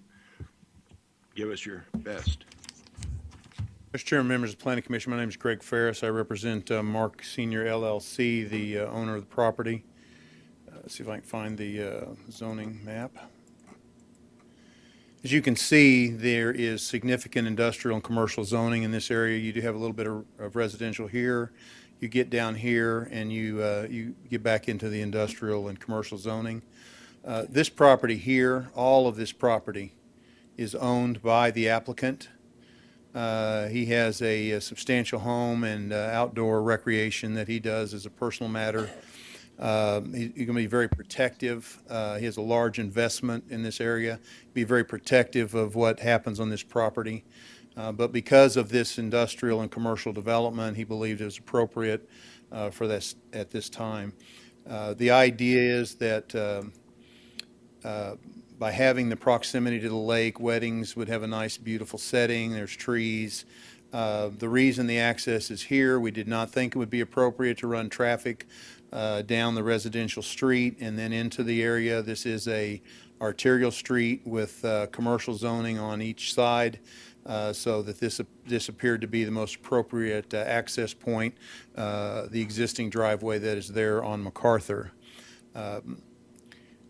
Regarding the fence, and I apologize, this was news to me, and I was not aware of it until yesterday when staff had made me aware. I called the I called the owner, and he said he had been working with some of these neighbors, and they had asked him to do that, and so he did. So we would probably like not to take down that fence. I think the neighbors like it there. If you hear otherwise, then I will pass that on to him as well. But if there is no issue, we'd like to, only on this portion, allow a metal to be considered the solid screening. Here we intend to do the solid screening fences as required by the code, along with the landscape ordinance, which would be required by the code to separate LC from residential. We have no problem complying with that and intend to do so. We believe because of all the rezoning that has happened in the property and the commercial zoning, it's an appropriate request because the property immediately adjacent to it is owned by the applicant and would be most impacted. We believe that it's an appropriate request. I think I've outlined in my letter the items in policy that is for approval. And with that, I would stand for any questions that you might have. Ferris, I have a couple questions for you. One, you said there's a residence on this property right now?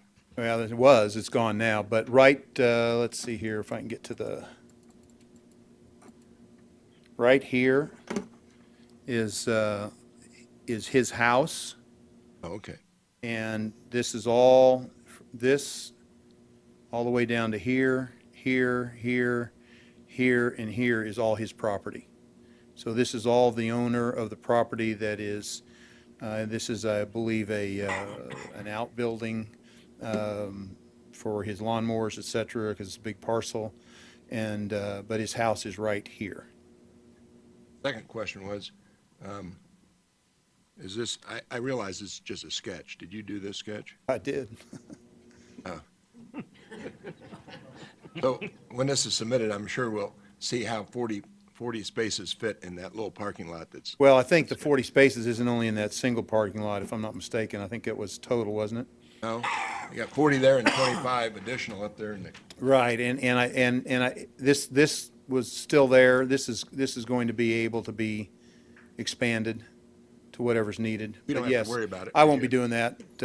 You know, this was for this purpose. They'll have to go through plating and all the other steps, and they'll get somebody a little better than me to do that. I have no other questions. Any other questions? Mr. Richardson? His will be a lot better question than mine. I'm not going to recommend an architect today. It looks like there's a wide right-of-way for Gold Street. Is that correct? It really is, yeah. If you go back, I don't know if the railroad track used to go there. it's kind of, when I was looking at this, you can see that the property line is here, and it goes, so this is all right-of-way along here. That's what I wondered. So Yeah, it's very, very large right-of-way. So because of the right-of-way, he's going to obviously be set back beyond that. Exactly. And Well, and the structures are going to be clear over to the lake. The idea is to have the event center for weddings and such to be able to have the view and Yeah. those things. So we'll be putting that as close to the lake as possible. I had a question for staff in terms of the screening required. Did we not say before, because the single families across the street, that they do not have a screening requirement from LC? When you're across the street from residential, what's required is a landscape street yard. Okay, but not a fence. Yes, it generally is not a good idea to fence the front of a commercial property. Yeah. Okay. Questions? Okay, thank you, Greg, for now. Public comment, our first speaker. You have 3 minutes. Please state your name and address. Hi, I'm Mike Dawson. I live at 4102 Gold, which is right here. This area he's talking about here, this is an old driveway. It's been there forever. We've lived there since 1966. I am opposed to this because who wants a bar in front of their house? We're talking across the street. Not me. These people here, it'd be in their backyard. This guy had Lord knows how much he spent on his house and the property, but he spent hundreds and hundreds of hours landscaping.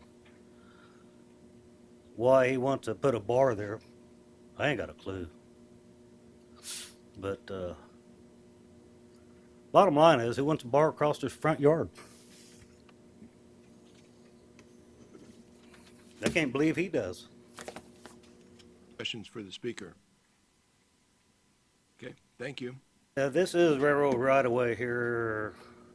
Used to be the old Midland Railroad through here.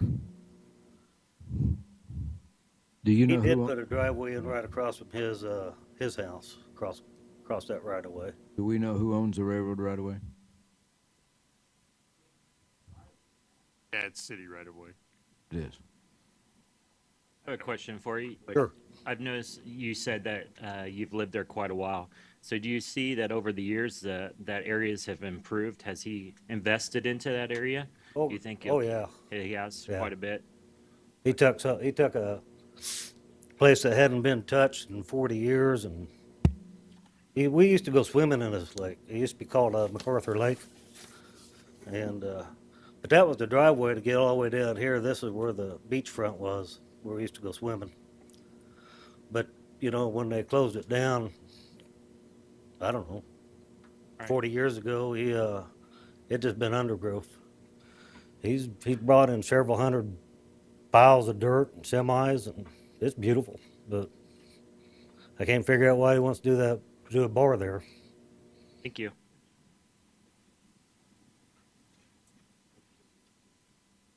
Yes, Mr. Foster? Just a second, ma'am. We have one more question here. I was just curious, did you happen to pick up, or I don't know if you've seen the staff report, but the distinction between a bar and an event center? Has that been mentioned to you? There's a 6-foot chain link fence there right now. No, I'm talking about the land use that this application is for. We're talking about, you've mentioned a bar, and so I'm reading in here trying to find that it would be a bar, but the application is for what's called an event center. Well, if you read down a few lines, it says nightclub. Right, that's so they can allow for alcohol, but I think we need to talk further about the conditions, but. Well, if this bombs out or something, you can read the writing on the wall what it's going to go to. It's Okay. neighborhood opinion. Any other questions for the speaker?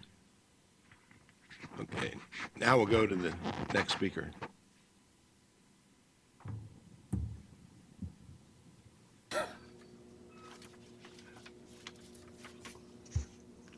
My name's Tony Meyer. I'm 4106 Gold.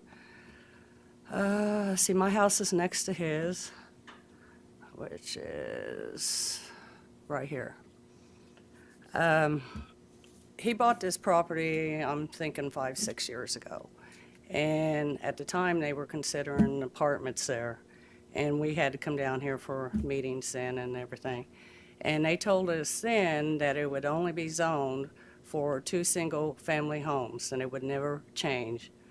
Well, here we are, 6 years later. He's wanting to put a event center in there. Well, that's nice, but not in a residential area, because, you know, they have loud bands. They stay open till 1, 2 o'clock in the morning. And if they're going to have outdoor events, they're going to have loud music outside. And I know residential noise level is 10 o'clock, and they're going to be, 1, 2 o'clock in the morning. And like he said, if the event center doesn't pan out, is it going to turn into a bar? My gut feeling, I have belief that that's what it's really actually, the shortcome of it. Weddings, he's got down 130 people only. Most weddings consist of 250, 300 people. And I don't understand why he wants to put it right here across from property, which is only like 40 yards from our property. Why don't he put it back here or back here where there is no residential houses at all? because he could get access back there, because he has parties back there all the time now anyway. And like I said, he's owned a bar. I've known him from owning Crazy Horse, you know, and so I think that's his intent. That's it for me. Thank you. Questions for the speaker? I'll figure out a way. Any other questions for the speaker? Thank you for coming within your time. I had a question for the last speaker. I would like to know what was on his mind. Found a way. Thank you. Hey, I would like to talk, Spirit Lake is, where's this house go? Is down here. That place is quiet. It's been there since Boyne had it, and Spirit's got it now, been since the 80s. They drive up and down the street on a daily basis. The only time that place is noisy is July 4th celebration. One time a year, they shoot off fireworks, bring in live music, and it is noisy. And one time a year, you know, I don't have a problem with that. Labor Day weekend, they're open 24 hours a day. Memorial weekend, all through there, they're open they're quiet. You never hear any jam boxes. They do a really good job of keeping the noise down. Thank you. I think you answered my question. Next speaker, please.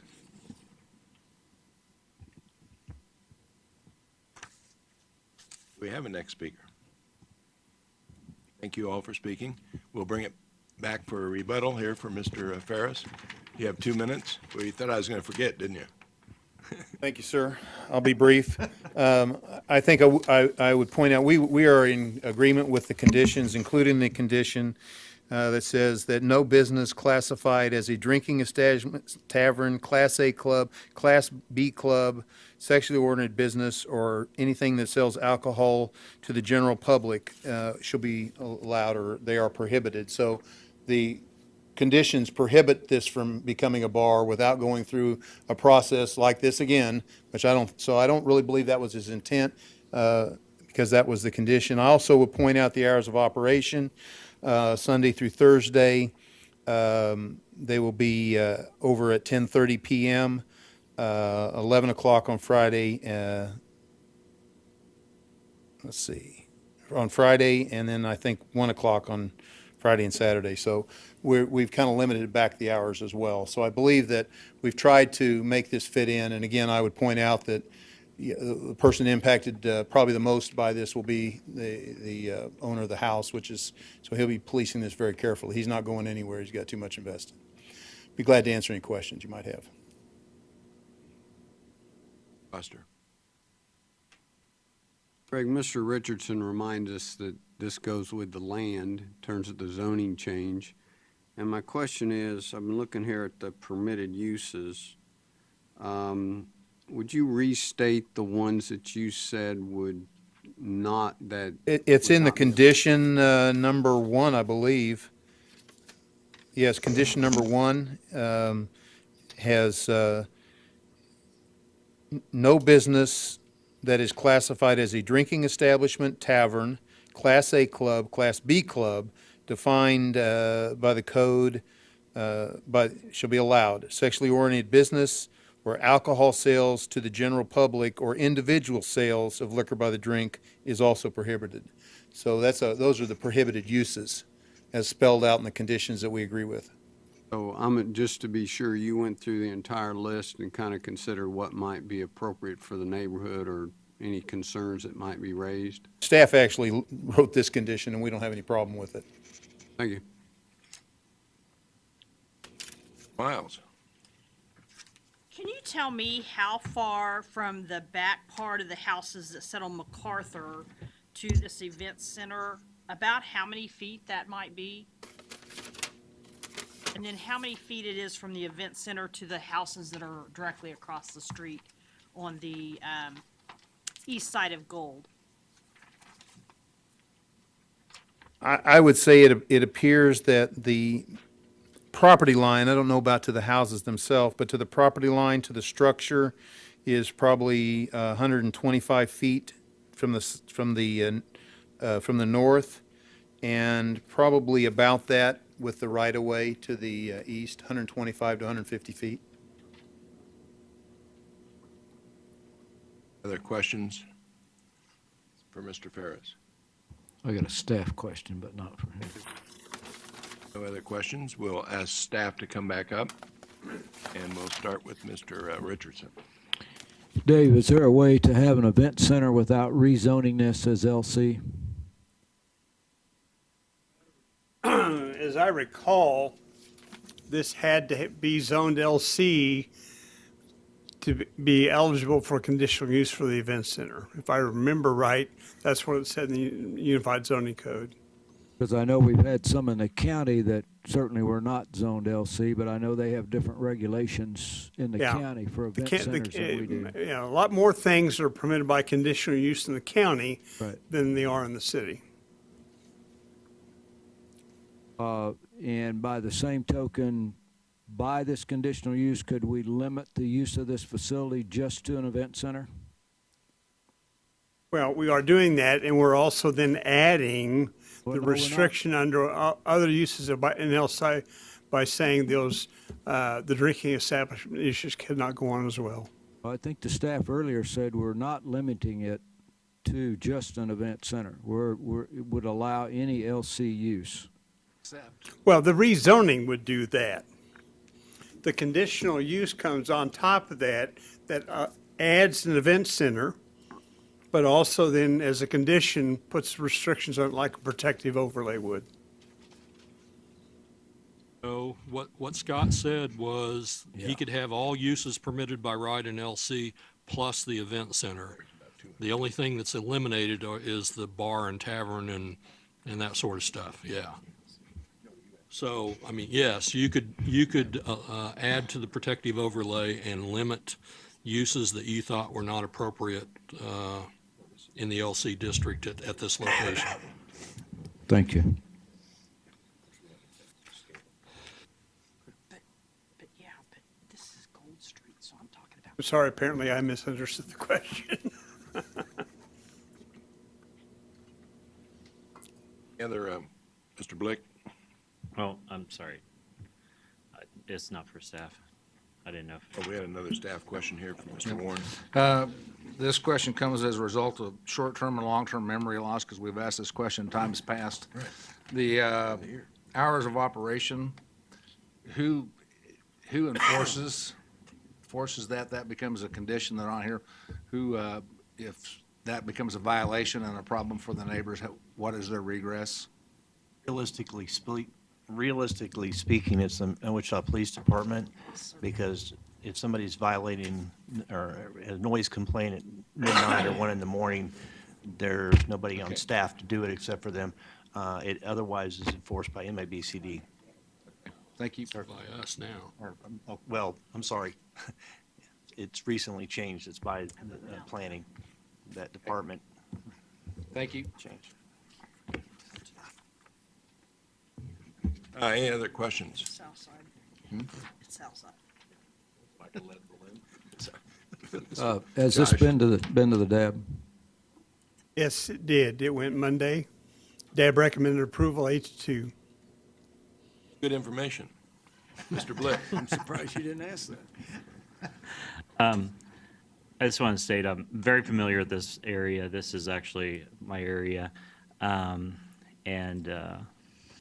I've seen some, recently we've seen some future growth and some projects that are coming up. Just a statement based on from what the property owner's investment and also with the adjacent property owners, they believe that, he's doing the right thing. He's doing the project and so forth. I'd entertain a motion to approve what is written per staff's recommendation. You're submitting the motion. Yes. Are you considering the fence? Do we need to, if the fence as is now is okay, do we need to include it? Okay, would you include the metal fence as acceptable in this case? I'd second it then. Question. Discussion. Got a question, yeah. So does your motion allow any use in LC or only this use? based off of what staff's recommendation would be is to any use. Okay, so it would be any use allowed in LC in addition to this? Okay. And LC is pretty restricted anyways, as outdoor storage and. Hey, Mr. Foster, do you have a question? I just want to ask Mr. Warren, you brought up the idea of hours of operation. 6 a.m. seems a little early to me, frankly, but you have any comments on if that should be modified? Depends on definitions. If 6 a.m. is the cleanup crew coming in on site to do the cleanup from the night before, then I don't have a problem. If you're starting, if 6 a.m. is when you start partying, then that, that's, if your event starts at 6 a.m., that's a different deal. So I don't know if you have to nail that down, but. How many of you attended that started at 6? None at 6 in the morning. I've had people out I was gonna say, I've had people out at my farm and they're still there at 6 a.m. Love it. Get Any ready other to start questions? over. Yeah. We're open for a motion. Got one. Yeah, we had it in a second. One second. More discussion. You want another one? No more discussion? All in favor? Aye. Opposed? Aye. Two. So what do we got? 9-2? 9-2, it passes. Thank you. All right, do we still have another one?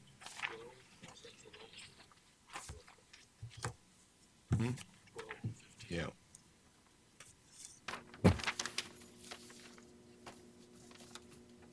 Thank you. Thank you for waiting. Dave, you have one more chance here to make it big.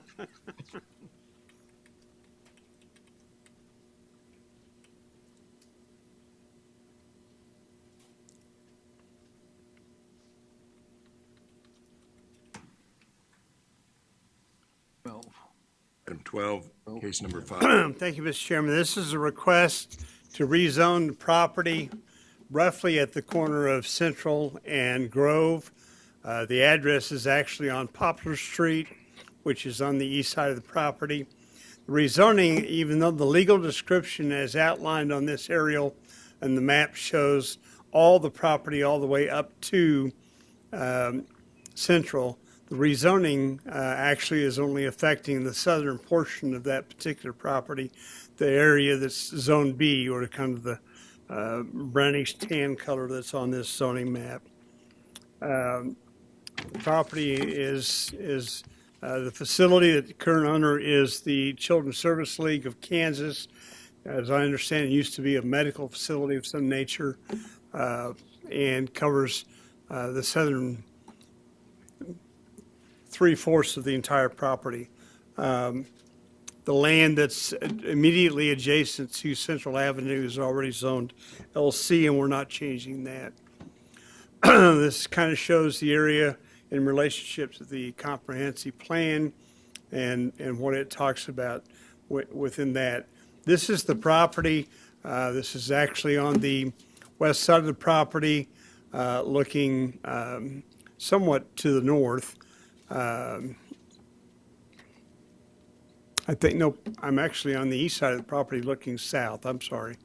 This is Poplar Street, because that's, I think, the cul-de-sac at the end. This is the west side of the property looking south. Grove is on the far right-hand side, on the other side of the fence. And you can see what the building looks like in that area. This is looking west from the site. No, I'm sorry. This is looking south from the site towards the homes that are south, or maybe you're looking east from the site, which is across Poplar Street. Sorry. This is looking across Grove at the homes that are on the other side, west side of Grove Street. And this is also interior site, looking kind of northwest from the site across Grove Street in that direction. Probably easier to get oriented what we're doing here. The request was to rezone LC, presumption because the northern portion of the property is zoned LC. Staff's recommendation is to deny that request, instead grant NR zoning, neighborhood retail for the property. Some of the documentation provided indicated there's a desire to use the bulk of the building for office uses. Also want to have some opportunities for potential future other commercial uses as well. Much like it was the case on some of the rezonings that happened, you'll call the one earlier this year or last year on further out on Central, where request was to go to LC and we went to NR. That is what the recommendation is here, not to open up LC completely down Grove this deep into an established residential neighborhood. That would still allow, if granted, the range of uses that the applicant wishes to do for office uses. The medical offices are allowed in the B zoning district, but general office is not in B. That's why we're talking a rezoning. So I will comment just for the record, at just about an hour before the meeting, I received an email from Mr. Baruchak. Is that you? Okay, he's showing up. I'll let him talk about what he emailed, but I've got an email that came in concerned about the property. So with that, I'll be happy to answer any questions you may have. What was the applicant's reaction when you suggested the zoning that you would recommend? Well, and I don't know if the applicant's here. I did have a conversation with some of the folks that are aware of this stuff, and they had no opposition that was expressed to me. I think it was questions they had to the process, but we've not heard anything further.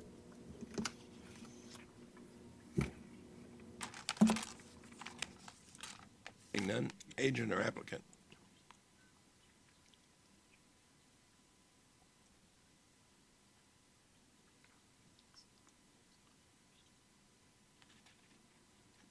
Hello, my name is Lori Moody. I'm with Dunn Properties. We are located at 2400 North Woodlawn, Suite 115. I honestly didn't know about the change from LC to NR until I went to the DAB meeting, which was Tuesday night. There was some mix-up with the letter that was to be sent to us, and so I honestly didn't get or know of that until I went to the DAB meeting. I don't think we really have a problem with it. I'm representing Chris Rickerson, and he would be here, but he's on his honeymoon. And so when we started to purchase this property, we had no idea what situation we would be in. When we put the property under contract, and I get really nervous, so I'm sorry. When we put the property under contract, we were told it was LC, and Chris has elite staffing. And elite staffing is a temporary employment, and he's basically two buildings from there, and he is in dire need of expanding. So the reason we went for rezoning is because we just wanted to occupy the building. The previous tenant was the Kansas Children's Service League, and they built the building in 1974, and that's the zoning that they could use. So it just hasn't ever been updated. The building has been vacant for 2 years. There's been a lot of vandalism. We're going to have to replace all the air conditioners. At this point, Chris is planning on taking, I think it's about 12,000 square feet, and he's planning on taking about 3,000 of that space, and probably will try to just lease it out as office space. Just to let you know, I don't know if you're aware, but Elite has been nominated by the Chamber as one of the best small businesses in Wichita. So I think it's really exciting what's happening in that area. I don't know if you guys are aware, but they're doing I'm sure you are, but Hunter Healthcare is, well, how do you put up the aerial? Do I click it once? So Hunter Healthcare is redoing a building here And they'll be, in fact, they're under construction right in this area. And then they're doing a, what's the name of it?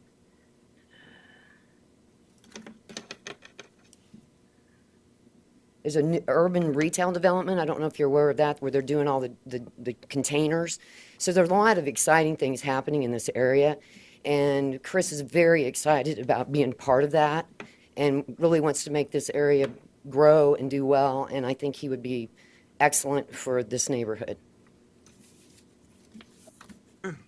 Are you authorized to speak for the Yes. owner? Yes. Okay. Any questions? Okay, thank you. Uh-huh. Anybody in the audience like to speak on this? Yes, sir.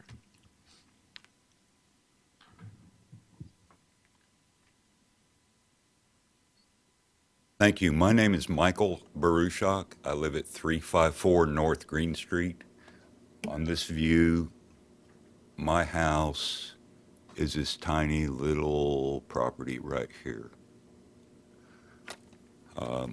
I've resided in this neighborhood for, I don't know, 30 plus years. I'm real active in my neighborhood association. I've delivered newsletters. These are my friends and neighbors that live in the 400 block of North Green, immediately adjacent to this. There are a couple of things I really think need to be pointed out here. On the face, this looks pretty straightforward. It looks like there's a property that somebody was occupying, and maybe the zoning allowed the previous use, which it did, definitely. Medical services are allowed in residential zoning. Any idea that the buyer didn't check the zoning ahead of time before buying it, I think that when you look at your own guidelines, as far as marketability being used as a reason or increased value, any failure of due diligence, any failure to market, anything that is up to the buyers, the previous buyer or the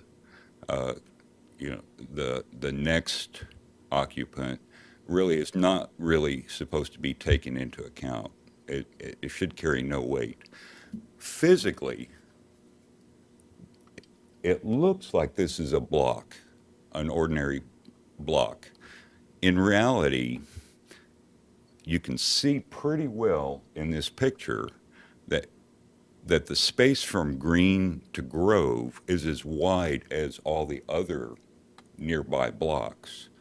What's described as a street, Poplar right here, that's immediately to the east, on the east boundary of this property, is literally only a 25-foot right-of-way. It's not only very narrow, other than in the north end that we are not talking about, the east edge of the pavement on Poplar does not have a curb. It doesn't have a curb because effectively it's the alley access for these Green Street residential properties. These Green Street residential properties aren't, when people go out in their backyards, they don't see a backyard on the other side of their back fence.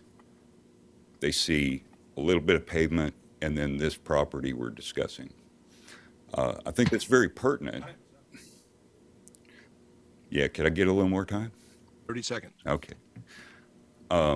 This isn't really adjacent to a residential neighborhood. This is solidly inside of it. Unlike your policies that apply farther east, it's a very narrow street. This is the backsides of a very calm residential neighborhood. This isn't next to it, it's inside of it.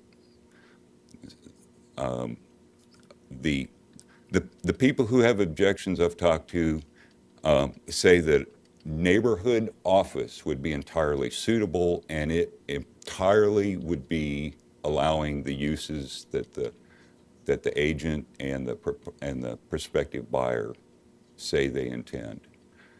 What it would not allow is restaurant and general retail, which would be very objectionable at that site. Thank you.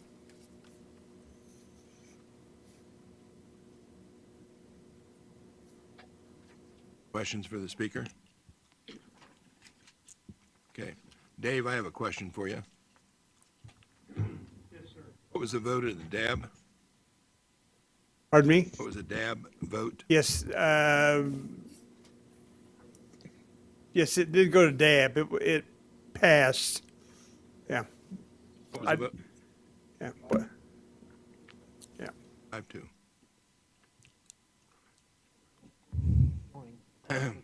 Any other speakers? Any other speakers? Not yet. I have a curiosity question for staff.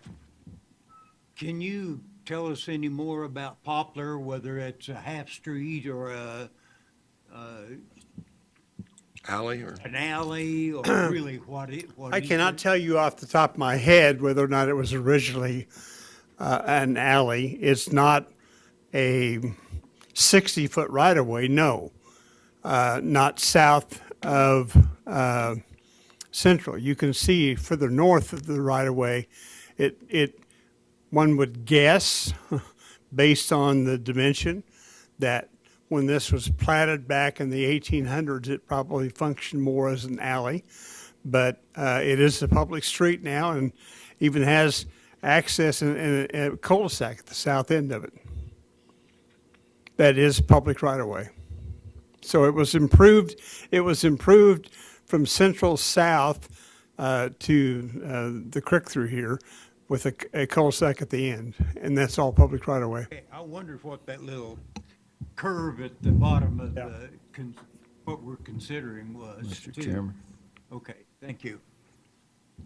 Mr. Chairman, this former site was a school that was named for me. It was Lowell Elementary before this building was built. I just thought we ought to have that in the record, which is probably why it has the street configuration it does, because I think it probably got platted as a school site in the beginning. There you go.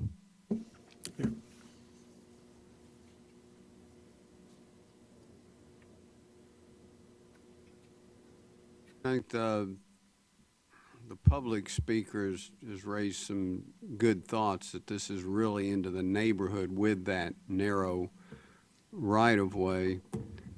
I'm thinking of what occurred east of Hillside on the south side of Central there, east of Interest Bank.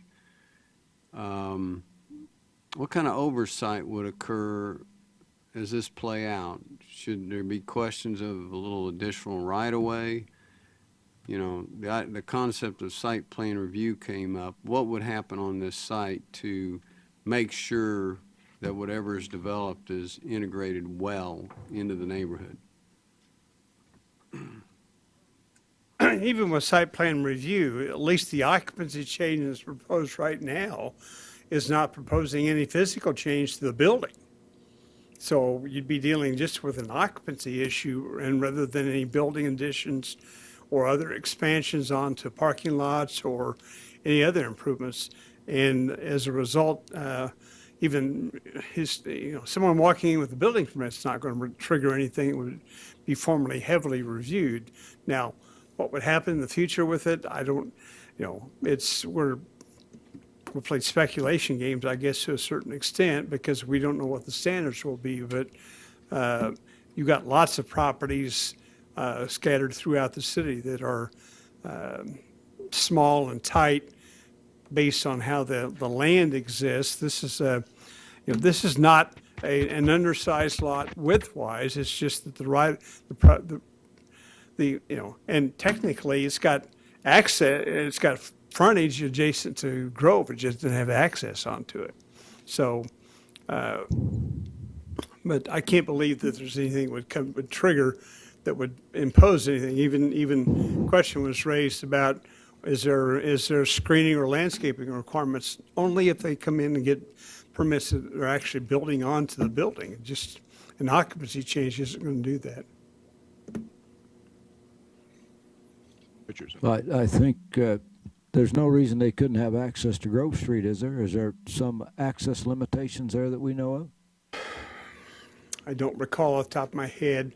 I'm just thinking that when the city made all the improvements along Grove, they had obtained restrictions on access onto Grove Street, but I'd have to go back and double check that. I think, if memory serves me, I think probably Urban Renewal bought that whole strip through there and put the street in at one time. And the question would be, would they not have access on the Grove Street, which frankly would make more sense than access onto Poplar.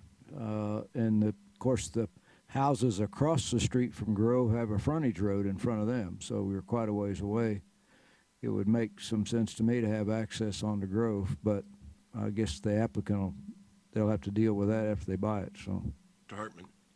Dave, do you know what the parking situation is on that site right now, and whether that would affect the proposed uses they're talking about? I don't know the number of spaces, but there are a number of existing parking spaces on the south side of the building. There is a parking lot on the north side, and then it bleeds over into the area to the north that's zoned LC right now as well. And then north of that parking lot up to the right-of-way along Central is presently grass. But if need be, additional parking could be added in there. It's all under one ownership, so it would be considered on site. There's no... The access to that building right now is off of...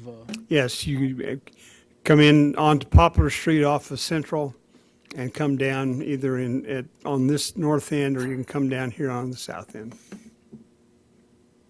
Dave, there's no LC use presently, right? The very north end of the property is presently zoned LC. Right, but there's no LC use there. But this portion of it, no.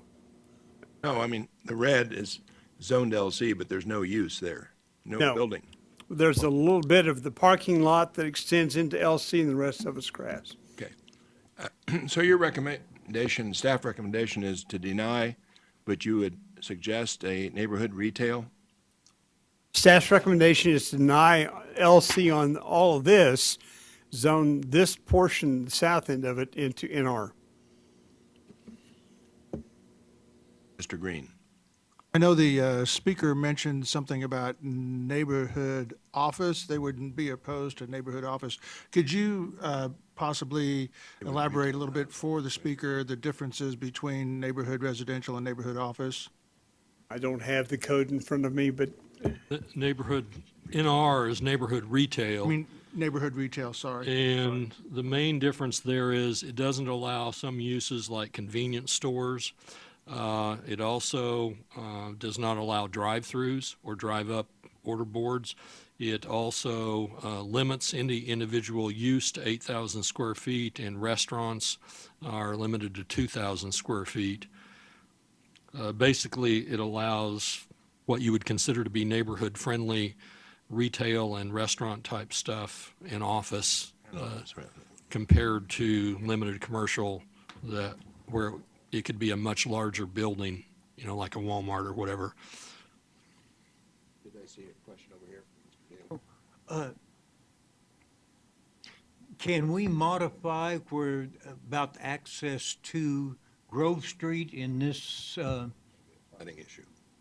This really is a zoning issue that would have to come to us later then if they wanted that to see if they could do it. Yeah, I think the only way you could do that is if you added a protective overlay that somehow said they needed to dedicate access controls but without us knowing if it's already there, I think it would be Yeah, we need more clunky. information to be able to do that.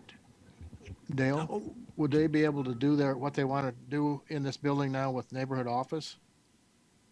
Retail. neighborhood office would also allow the general office uses.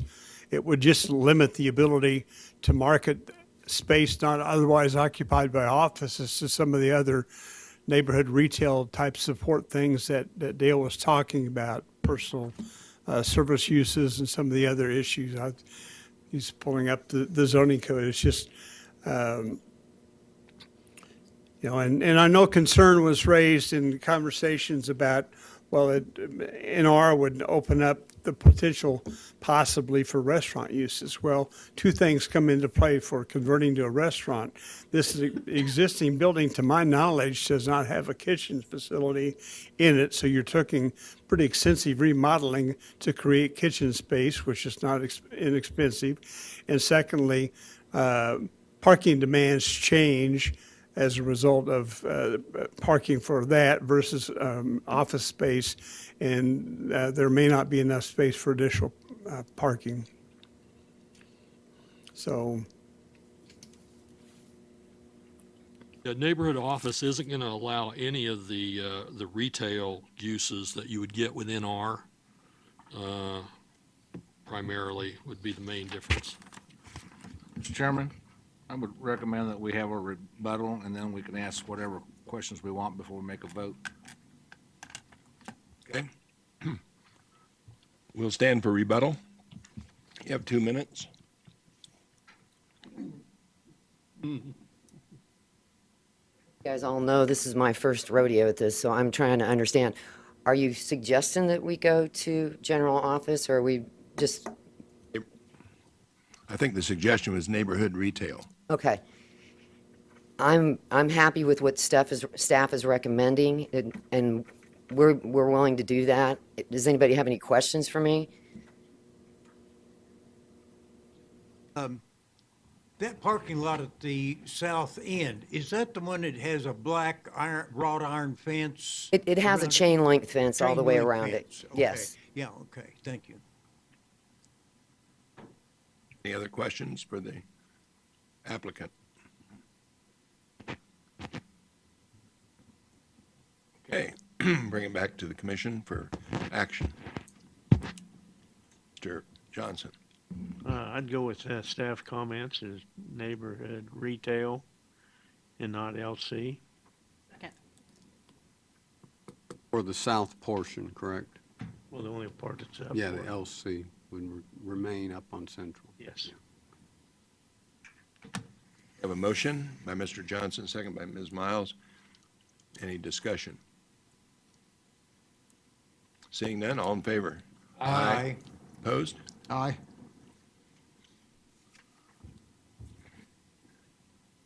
Okay. My count's right, it passed, 10 to 1? 10 to 1. All right. Now we come to the part of our meeting where we've all been waiting for.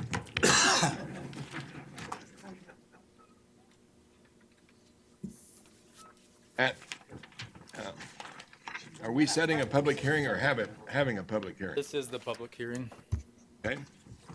Would you like to make a presentation, Mr. Williams? Thank you. Okay, Matt Williams, Associate Planner. This is the public hearing for the Delano Neighborhood Plan. You guys initiated this process in the middle of last year. Delano is one of the oldest Wichita neighborhoods. The boundaries of the neighborhood are the river on the north and the east, Meridian on the west, and Kellogg on the south. One of the reasons that this plan was initiated was with all of the new development in the area, including the three things on the screen: the Advanced Learning Library, the River Vista Apartment Complex, and the Delano Catalyst site.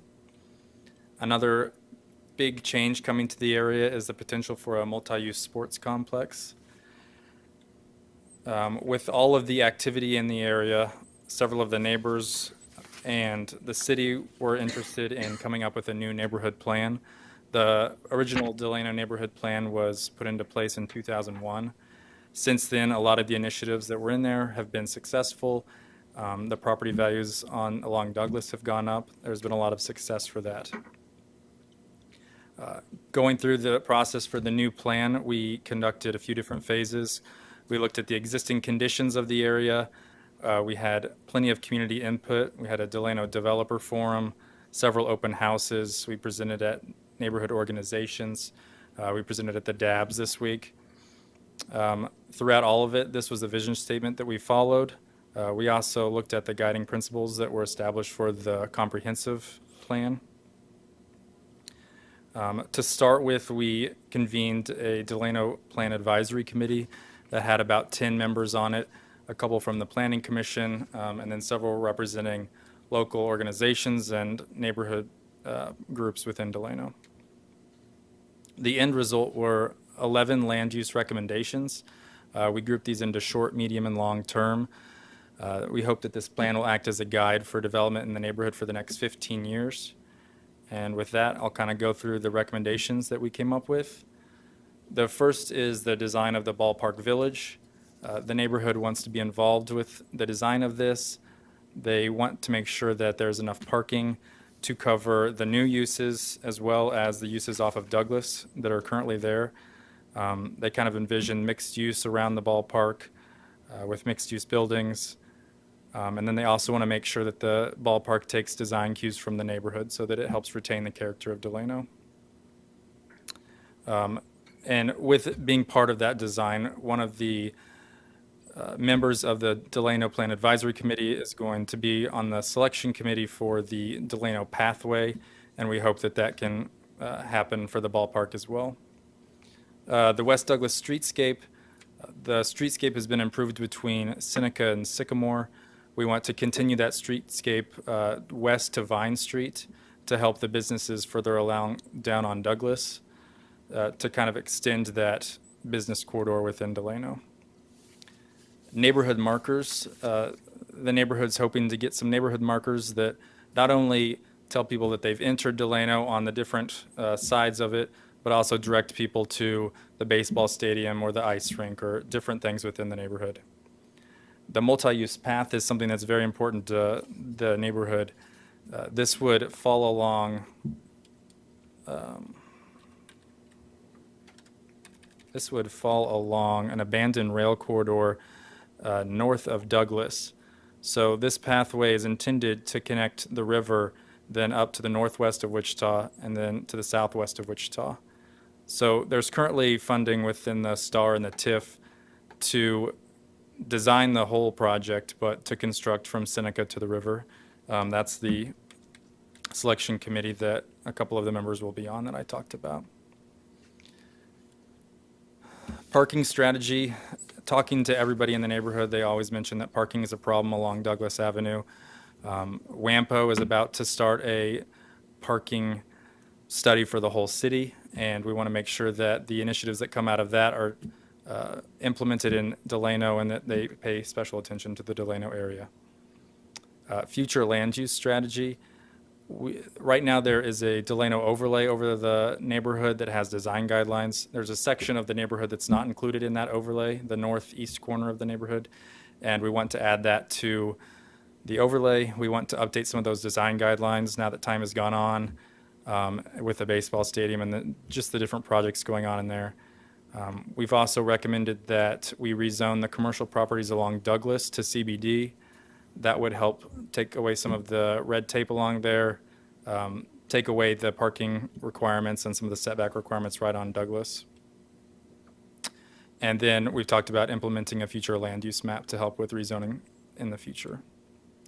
Some of our midterm recommendations that we see happening maybe after 5 years or so, there's a potential to kind of activate this Hanley corridor.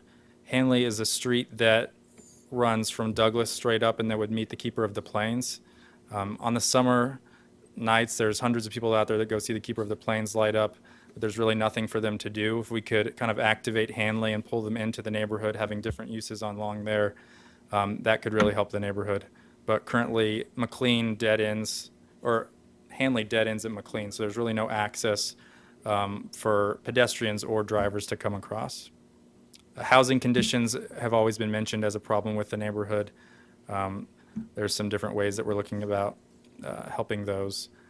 McLean Boulevard, we've recommended reducing McLean Boulevard between Douglas and Maple to a 2-lane.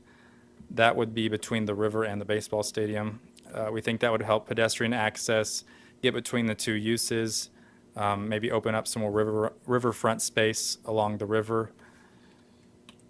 And then our long-term recommendations are a river plaza on the east side of the baseball stadium, somewhere along there, that would help create a gathering space for the neighborhood, but would also be activated with different uses throughout the day and throughout the year. And then a pedestrian bridge that would connect the sports complex to the performing arts complex and convention space. And the pedestrian bridge, like the pathway, there's funding in that STAR and TIF for some of those projects. So let's see. This is the public hearing. It would go to City Council on April 3rd and then County Commission on April 11th. I'd be happy to answer any questions on the plan.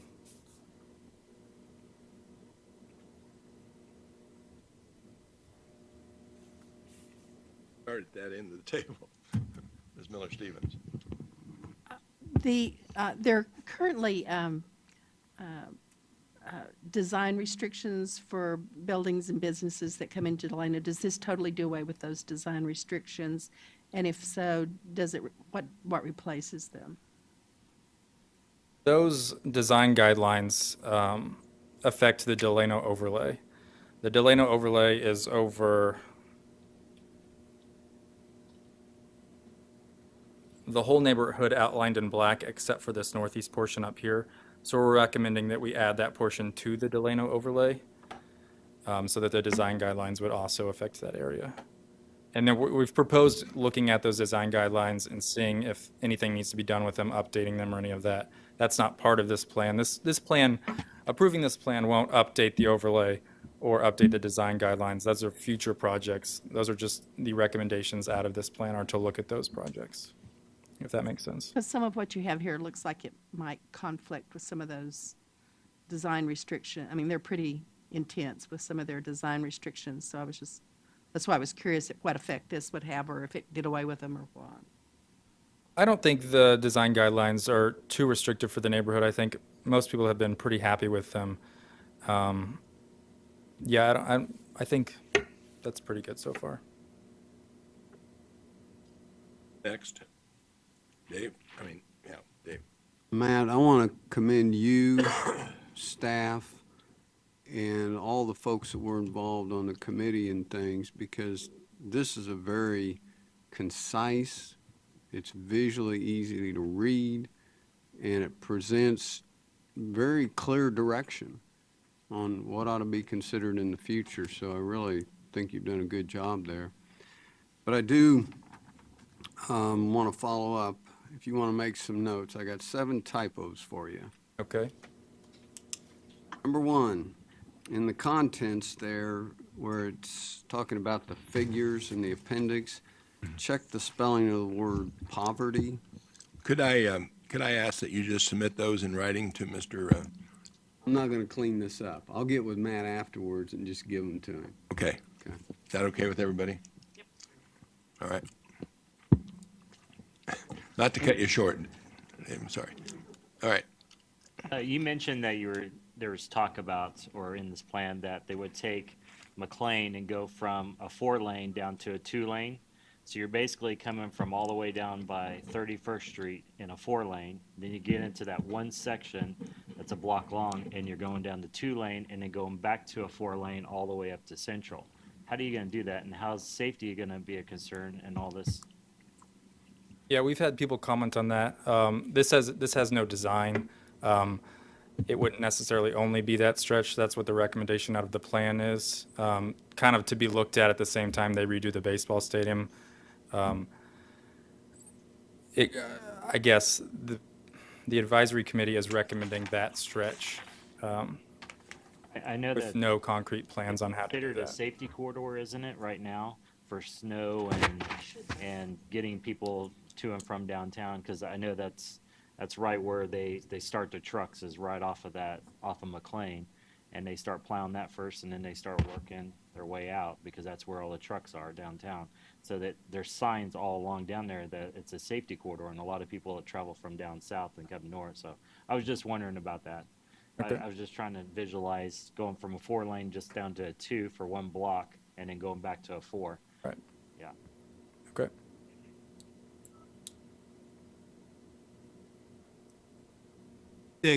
That was the part that I didn't like either, cutting it down to 4 lane, do you have a traffic count that you could tell us that does the traffic actually get lower in that part? I don't have the What's traffic north count and with me, but south? we did take a look at that, and the traffic count on that stretch is very low. The 4 lanes is But whenever well I've exceeds been what is through needed. there, there's been other cars and other traffic that's using other lanes, and isn't that going to be one of the ways mainly to get to the ballpark? And when you have people going to the ballpark or using the parking lot itself for interest arena, there's going to be more cars there. And I don't like the idea of cutting it down to 2 lanes. That's, I don't think, is practical.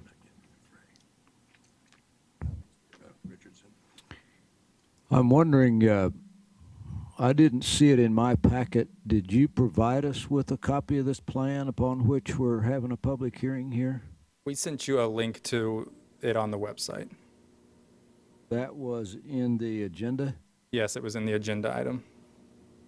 And the link on a PDF is not active. Okay.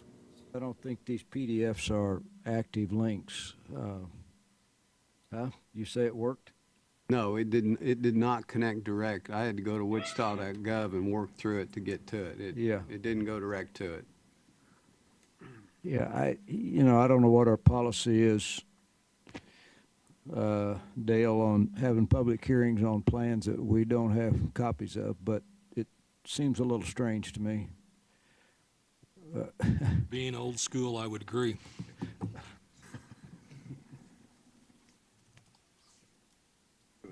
These PDFs that you send they're not active PDFs. They're not searchable. You can't search for a term inside of these, which is really, gives you some consternation sometimes.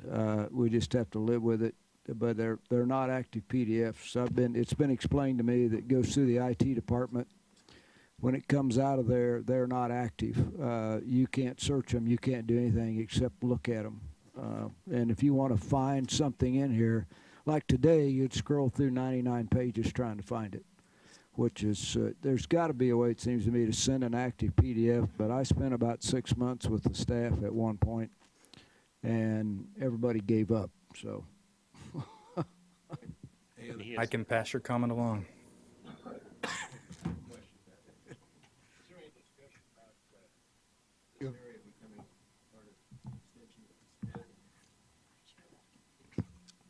Through our process, the only time I heard that mentioned was at the downtown Wichita meeting, but nobody in Delano has talked about that. Question again? My question was there any discussion about becoming an expansion of the existing SMIT or starting their own for the Delano area, which is just a self-imposed tax? Okay. To try to do some of the things that are looked at. Any other questions? Well, how do we feel about taking a position on this? Oh, yeah. Well, let me ask this, though, before I do that. How do we feel about taking a position on this after we have public input, having not actually seen the printed plan? Except for Dave, who Can was... we defer this until we get our... I think it's scheduled to go to City Council. Yeah. I think we had 2 members of the, did we not? I mean, we have one here Cindy and I were on the and committee. yeah, okay. Are you recommending approval? I would recommend approval, yes. Okay, let's go out for public comment first. Seeing a lot of people. Dave, you want to speak? How's your pants? Okay. What's our reporter's name? My name is Vince Hancock, 406 South Vine. I served on the committee along with Cindy and a lot of other neighborhood leaders in the area. We really did our best to keep our ears open to the neighborhood desires for what they wanted to see 5, 10, 15 years down the road. I think there's obviously some room for wiggle. As Josh mentioned, can we really take that down to 2 lanes? It's not set in stone.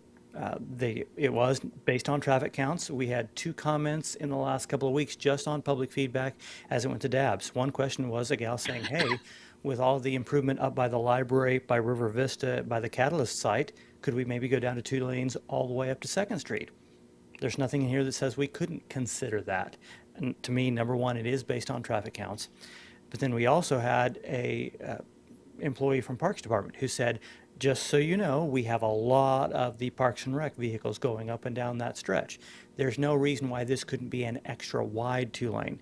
We're considering a completely different project outside of this. Maple's going to go to 3 lanes, center turn lane, and left and right, east and west lanes on that. So there's lots of room for finding out what does the neighborhood need. There's a very good chance that McLean could go down to 35 there, wouldn't have to go all the way down to 30. But with the possibility of having the Mayor's Bridge to connect from the back of Century 2 over to the ballpark, it'd be really fun to try to get people, pedestrians or bicycles, across 4 lanes of traffic, whereas if we get them across 2, it'd be a little bit safer on that. I do believe there's a lot of other aspects of the plan that no one's expressed any controversy about. If you've got any more questions, I mean, we've been looking at this draft document since January, and it's gone through 2 revisions since then. And this final, not counting typo corrections, I think it makes a lot of sense. If anybody has any questions, I'll stand for those.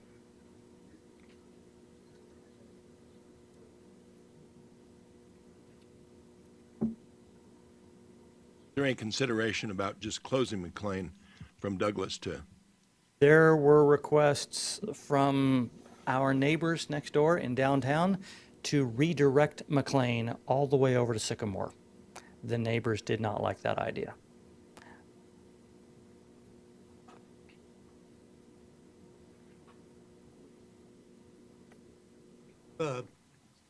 You're going to put all the same traffic in 2 lanes that you had in 4 lanes. How's that going to make it easier for getting pedestrians and bicycles across that when there's actually more traffic, more concentrated traffic? More concentrated, but it's based on the current traffic counts and the anticipated traffic over the next 10 years. Right now, McLean is really used during rush hour, in the morning and in the evening. But at the rest of the time, you can go as a frequent cyclist who goes across the area. I have times where I come to Maple at the ballpark, Maple and McLean, and I sit there and I wait for the light to turn. I wait for about 30 seconds before I invoke the Kansas State dead red rule, which is there's no vehicles at the intersection at all. I have to cross on the red light because it doesn't register that my bicycle is there. There are times of the day where there's just no traffic on McLean, and other times where it's very busy, so that'd give us some options. In that rush, those people are going to miss that ability Right. to We travel don't freely. anticipate a lot of people going to the ballpark from 4:30 to 5:30 at night. It's going to be later than that. So, Josh? Would you close the bridge, the Mayor's Bridge, if the firework display is set up then? If it's in a fallout zone, it would have to close. That's what I was wondering. So regardless, they're going to have to close it down for special events and projects and all Safety first. We other don't want questions anybody, for, that's part of, we had a guy just ask me a couple of days ago about bicycling along Douglas being so dangerous. I do it occasionally, it's not that bad. But one of the things we're hoping about with the multi-use path is to encourage the bicyclists. They'll still have a legal right to be on Douglas, to be on the sidewalks off of Douglas, but if we encourage the bicycle and pedestrian that's just there for the recreational access to go on Pearl Street, also known as Chisholm Trail Parkway, we can get them a block north of Douglas. That will make all 3 modes, bicycle, pedestrian, and motor vehicle, it'll make them all work a lot better together. Mr. Hartman, do you have a motion? I do have a motion. I move that we approve the plan as presented. Second. Motion by Mr. Hartman, second by Mr. Warren. I have a question. Question, discussion, more? Richardson. A question for the staff in terms of moving forward, how do we use this plan? Will you bring this up when we have zoning cases and changes like that? I mean, this is a more detailed issue than the comprehensive plan, which we look at regularly, but it has blobs on it that don't really help us much. So how do you see this playing in the Oh, future? yeah, we'll continue to use the design guidelines and the location criteria that are in there and Great. whatever Okay. ultimately is included, yes. For the question. I know in the past, we would get regular updates of the plans to see what progress and so on and so forth. Are we still doing that, or, because we passed this plan, but then, it may come up if something comes up for us to look at, but actually, the progress of the plan, I know Dave Barber at one time, when we were reviewing, because we have all these neighborhood plans, and he would give us an update on. I think that was when Dave had a lot more time than what we have now with the staff that we have. Okay. We had a motion down here to call the question, I believe. Yes. So we'll vote on the call. All in favor of calling the question, say aye. Aye. Opposed? Okay. Now we're back to the question. We have a motion and a second. All in favor? Aye. Opposed? All right. There you go. Meeting's adjourned, I think.